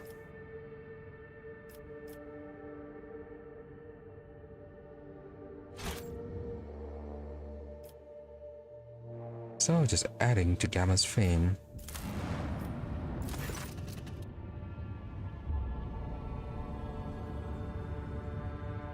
Oh, it can become sovereign. Golden force of the Everworld look enchanting even from orbit. Okay, proclaim yourself sovereign.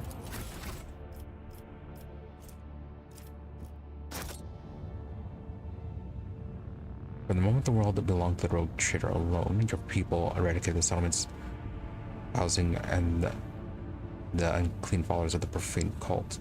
Corruption is sold by the King Distortion, losing its grip, and the states of Amber World can breathe a sigh of relief thanks to the efforts of their new ruler.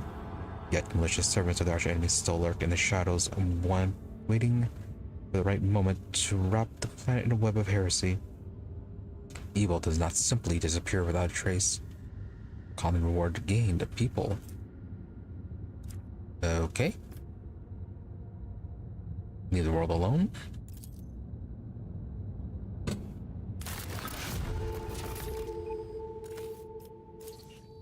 Nope, not popping up on here for worlds to manage.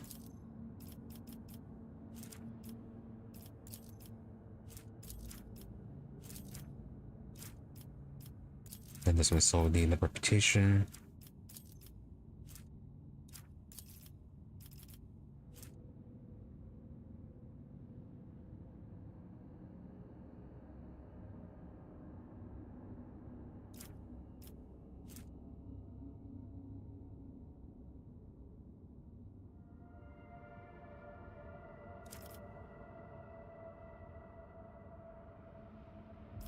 Okay, so only one of these.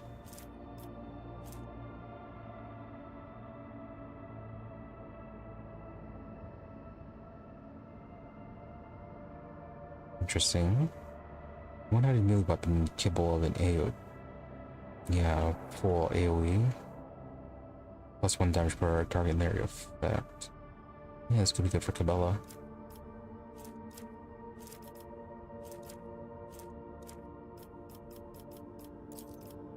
Monstrous servants.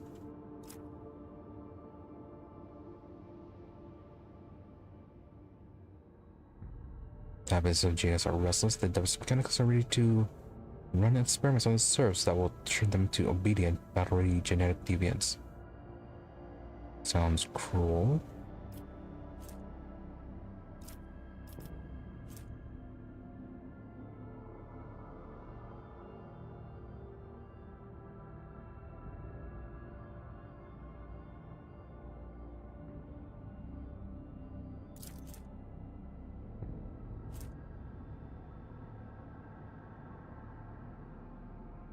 The penalties for some of these consumables are really, really bad.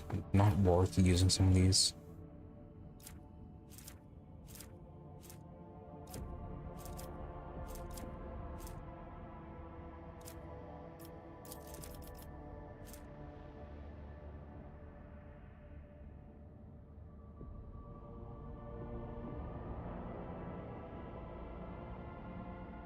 All enemies suffer from burning toxin or immune suffer a minus 30% penalty to dodge.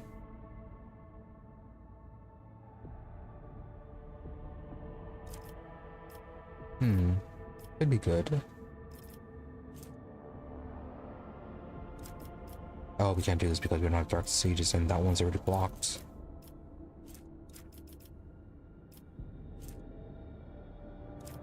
So it has to be one of these forest fortresses.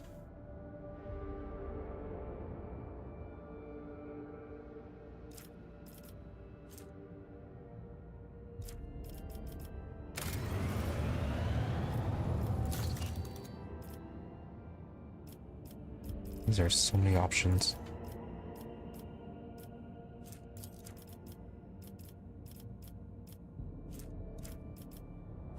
Oh yeah, I've used up all our mechanisms on this one.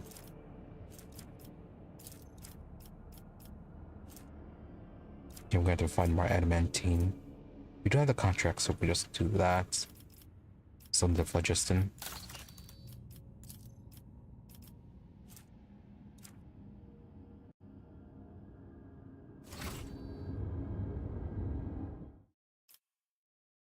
Now then, are we still demanding tribute on this?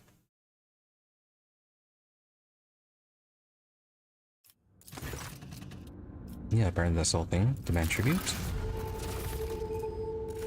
Okay, just provisions.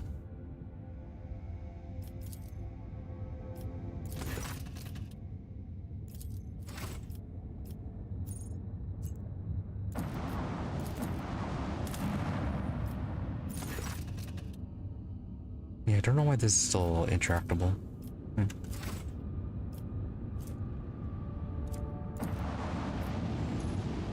Well, I believe we are done here.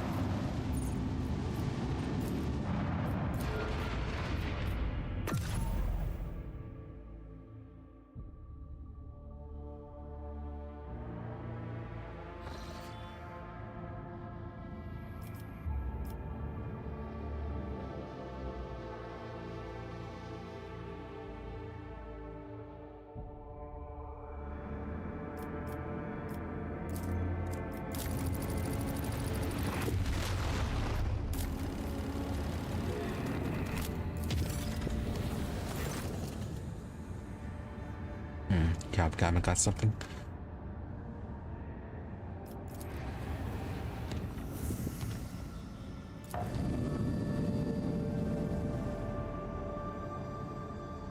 Alright, the paths.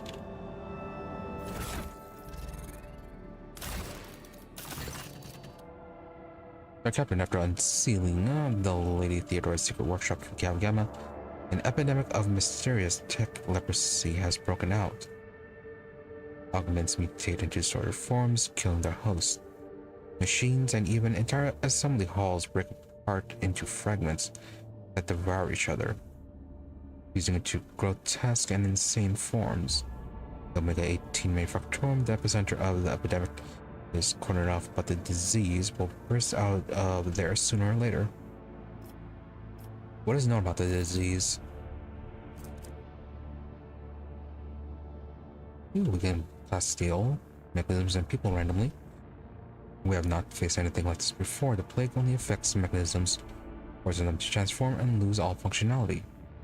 No one has been able to provide insight into the nature of this disease or how it found its way into Lady Theodore's secret workshop. It is possible that some secret research was being carried out there. Okay, advisors, what do you have? The eradication of the infection is of the highest priority, but to completely eradicate the manufactorum serving as epicenter is to inflict serious damage to the resource supply.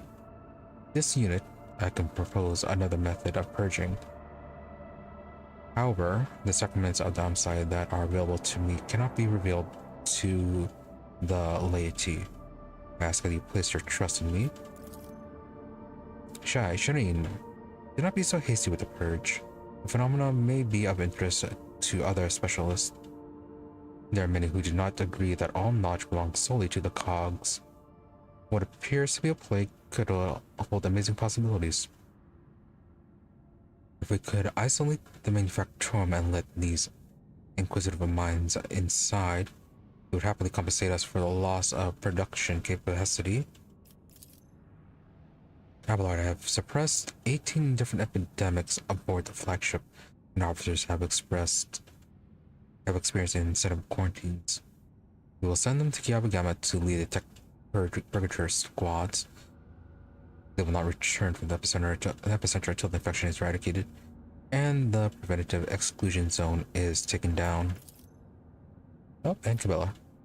Even metal dies eventually, scarred by corrosion. Combat those who have stripped away their flesh and replaced it with machinery. The Bloodstone Web has procured a remedy, an acidic compound that burns through steel. We stand ready to help to burn out this tech leprosy.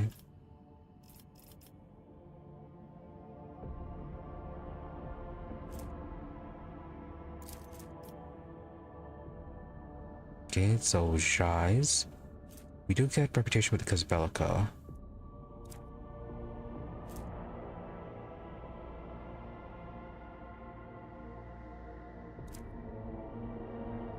Moves out in efficiency though.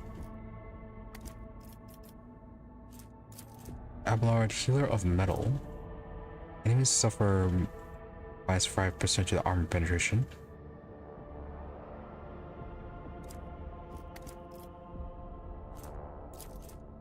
Capella gets demise of metal. All allies deal 10% more damage to machines and targets with rejected flesh feature.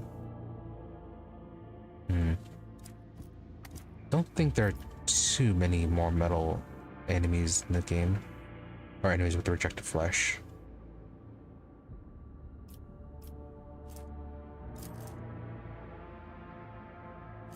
Or that's with Pascal, refugees of the lost manufactorum.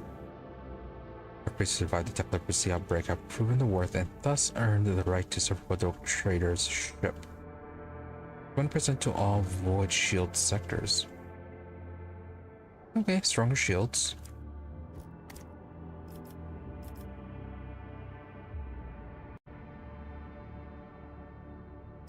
Let's go with Pascal.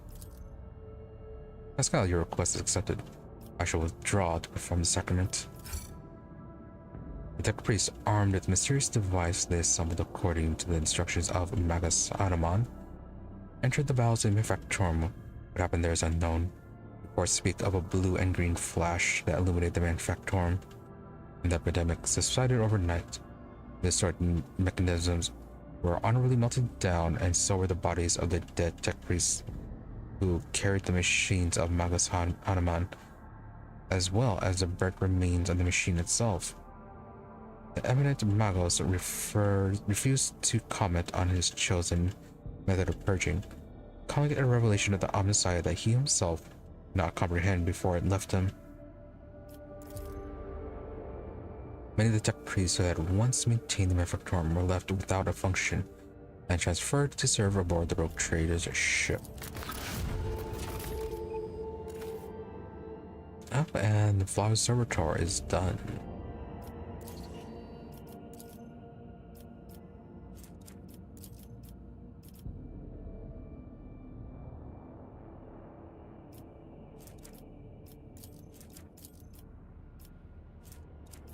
I don't want to hold off on getting this one done, since we still need the phlogiston.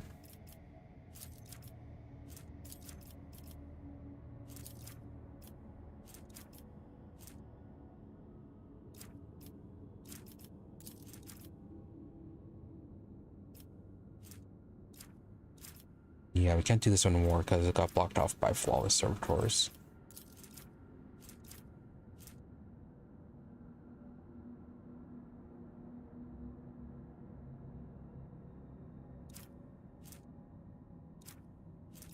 Although that would have been a whole lot of mechanisms. Really should have been looking at the rank 3 stuff and planning it out. —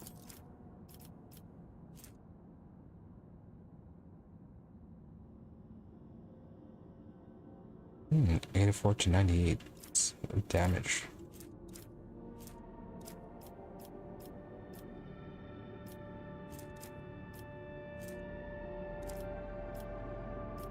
Armor Rage wouldn't be too bad. What about Inferno?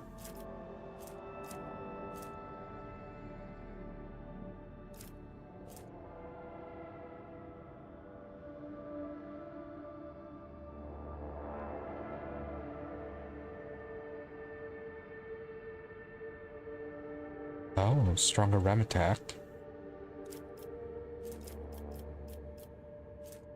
But again, we're wasting phlogiston on this one.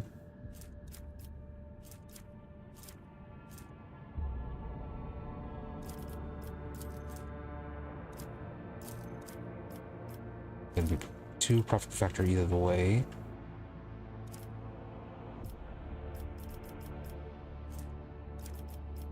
Yeah, weapons are only at 5. Yeah, security's still a little bit low.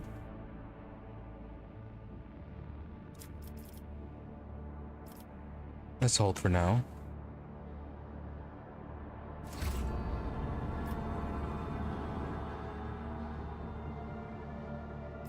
Alright, let's have a quick look at the system. If it's just exploring, we'll take care of those. Otherwise, it looks like there's anything that's going to be too lengthy. Then we'll have to take care of that for tomorrow. But yeah, let's just do the quick scans and then see what's going on.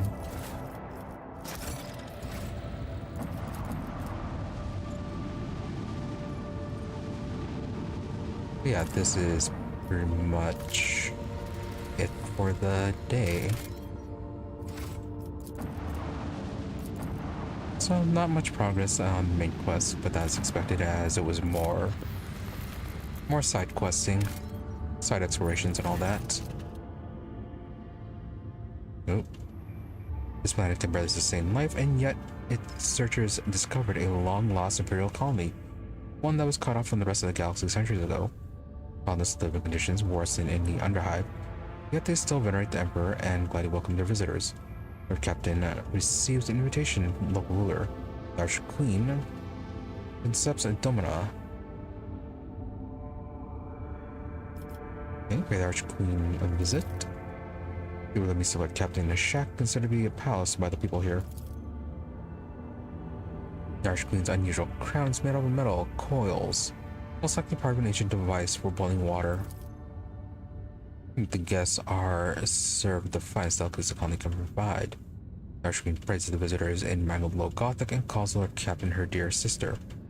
At the end of the audience, gifts are presented to the guests.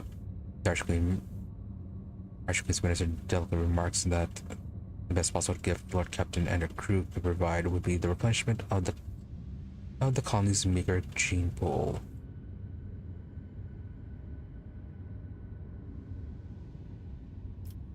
Lord Captain gives orders to canvass lower decks for volunteers. The most ruggedly handsome among them will be sent to the Archqueen's court, along with other gifts.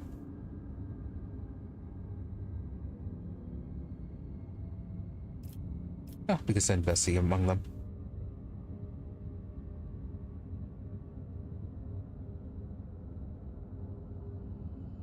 That'd be rude.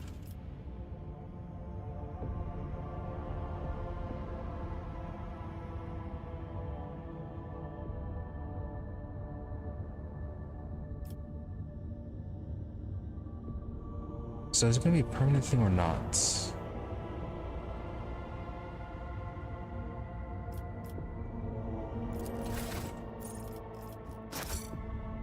Archqueen is delighted and flattered. She hopes Lord Captain will pay her more visits in the future. Okay, something to check in on later.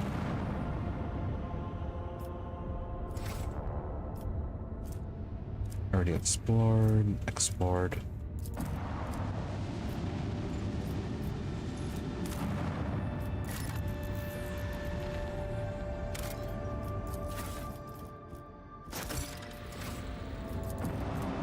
Yeah, as I was saying, once these are done, that will be it for the day. Not much progress, and again, another event. Swift and merciless retribution is a proper fate for many transgressors, but the Imperium permits using the convicts' hard labor on this prison worlds, like Vivos 6, to atone for their crimes before humankind. Hundreds of thousands of rogues and lowlifes toil in the mines of Von Valance's protectorate until the death from exhaustion or some from unfortunate accident claims their forsaken souls.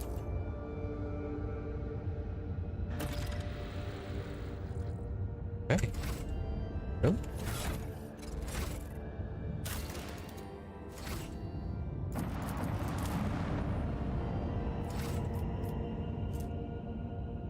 Already explored, not colonized. Interesting.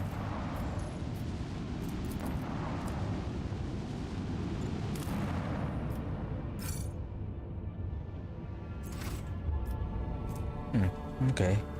The odd things about this feels like we should be able to interact with them more. Now let's check on them later. Maybe once we take care of Dargonus, get everything settled there, we'll be able to, I guess, direct people to colonize or take control of these worlds directly. Anyways, back to once I was saying before, again. So yeah, we're ending things here for today. Not much progress with the main quest, but plenty of progress in the way of exploring. So there is that.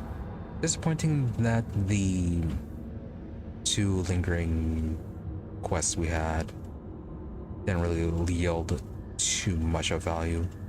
But still, though, good that we actually got them dealt with. Interesting, though, that we have a bit more on the gene stealers. Yeah, much different than from the release, where there really wasn't a whole lot of the gene stealers. So yeah, curious to see of how many more of those gene stealer sites we can find. So yeah, we'll be continuing this tomorrow. It'll be, yeah, finishing up exploring the remaining unexplored systems, and then I'll be getting onto Dargonus. So depending on how complicated the remaining systems are, we may or may not actually get to Dargonus. But anyways, that is a plan. So Dargonus either tomorrow or the day after. Then Wednesday, we'll be back to Abiotic Factor, where we are just continuing our exploration of the facility and trying to... Yeah, we found a portal on level 3, so we got that to explore. Yeah, it seems like a pretty big kind of turning point in the gameplay there. I like one like the first early major points for it. Anyways, regardless, got that for Abiotic Factor coming up. Then Friday, yeah, since we're switching our schedule up a bit, going to a 322 instead of a 331.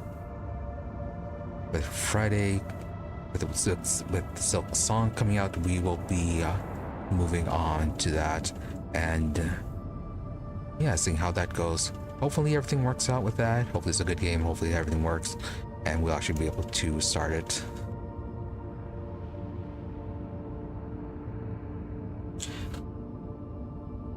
Yeah, then going forward until Silk Song is done, schedule will be 3 days Rogue Trader, 2 days A Battle Factor, 2 days Silk Song. Phoenix Point will be on hiatus until Silk Song is done. But if for some reason Silk Song is not playable or just not good, it'll then be, yeah, going back to the original 331. So yeah, 331 of Rogue, 3 days Rogue Trader, 3 days A Battle Factor, and then 1 day of Phoenix Point.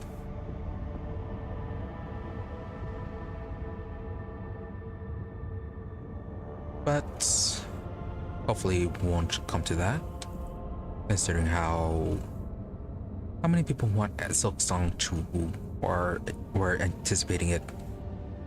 Anyways, enough rambling. Exactly, it would be really not good if Silk Song happened. If Silk Song did not live up to expectations, but hopefully it does. So we shall see. So anyways, thank you all for watching. Be sure to follow or subscribe to the channels depending on where you prefer watching, whether it be on Twitch or on YouTube for notifications when we're online. Otherwise, there's always my social media for updates and notifications. Twitter is at Imri_EE, IMRE_EE, and Blue Sky at Imri-EE. More or less the same thing, just a difference between dash or underscore depending on where you prefer to go. But if you do not use social media, I do try to stream every day at about the same time between 12:30 a.m. to 5 a.m. US Central, usually give or take 30 minutes. And regardless of those odd start and end times, towards the middle is about more reliable I'm here, and as I said, I do try to stream every day. So that being said, thank you once again for watching. Thank you all to those who happen to stop by the stream live, as well as a thank you to those who may end up watching the VOD. Hope you're all reasonably entertained, and that you have a good day or night, whichever may happen to be, and that you stop by again next time. With that, thank you and goodbye.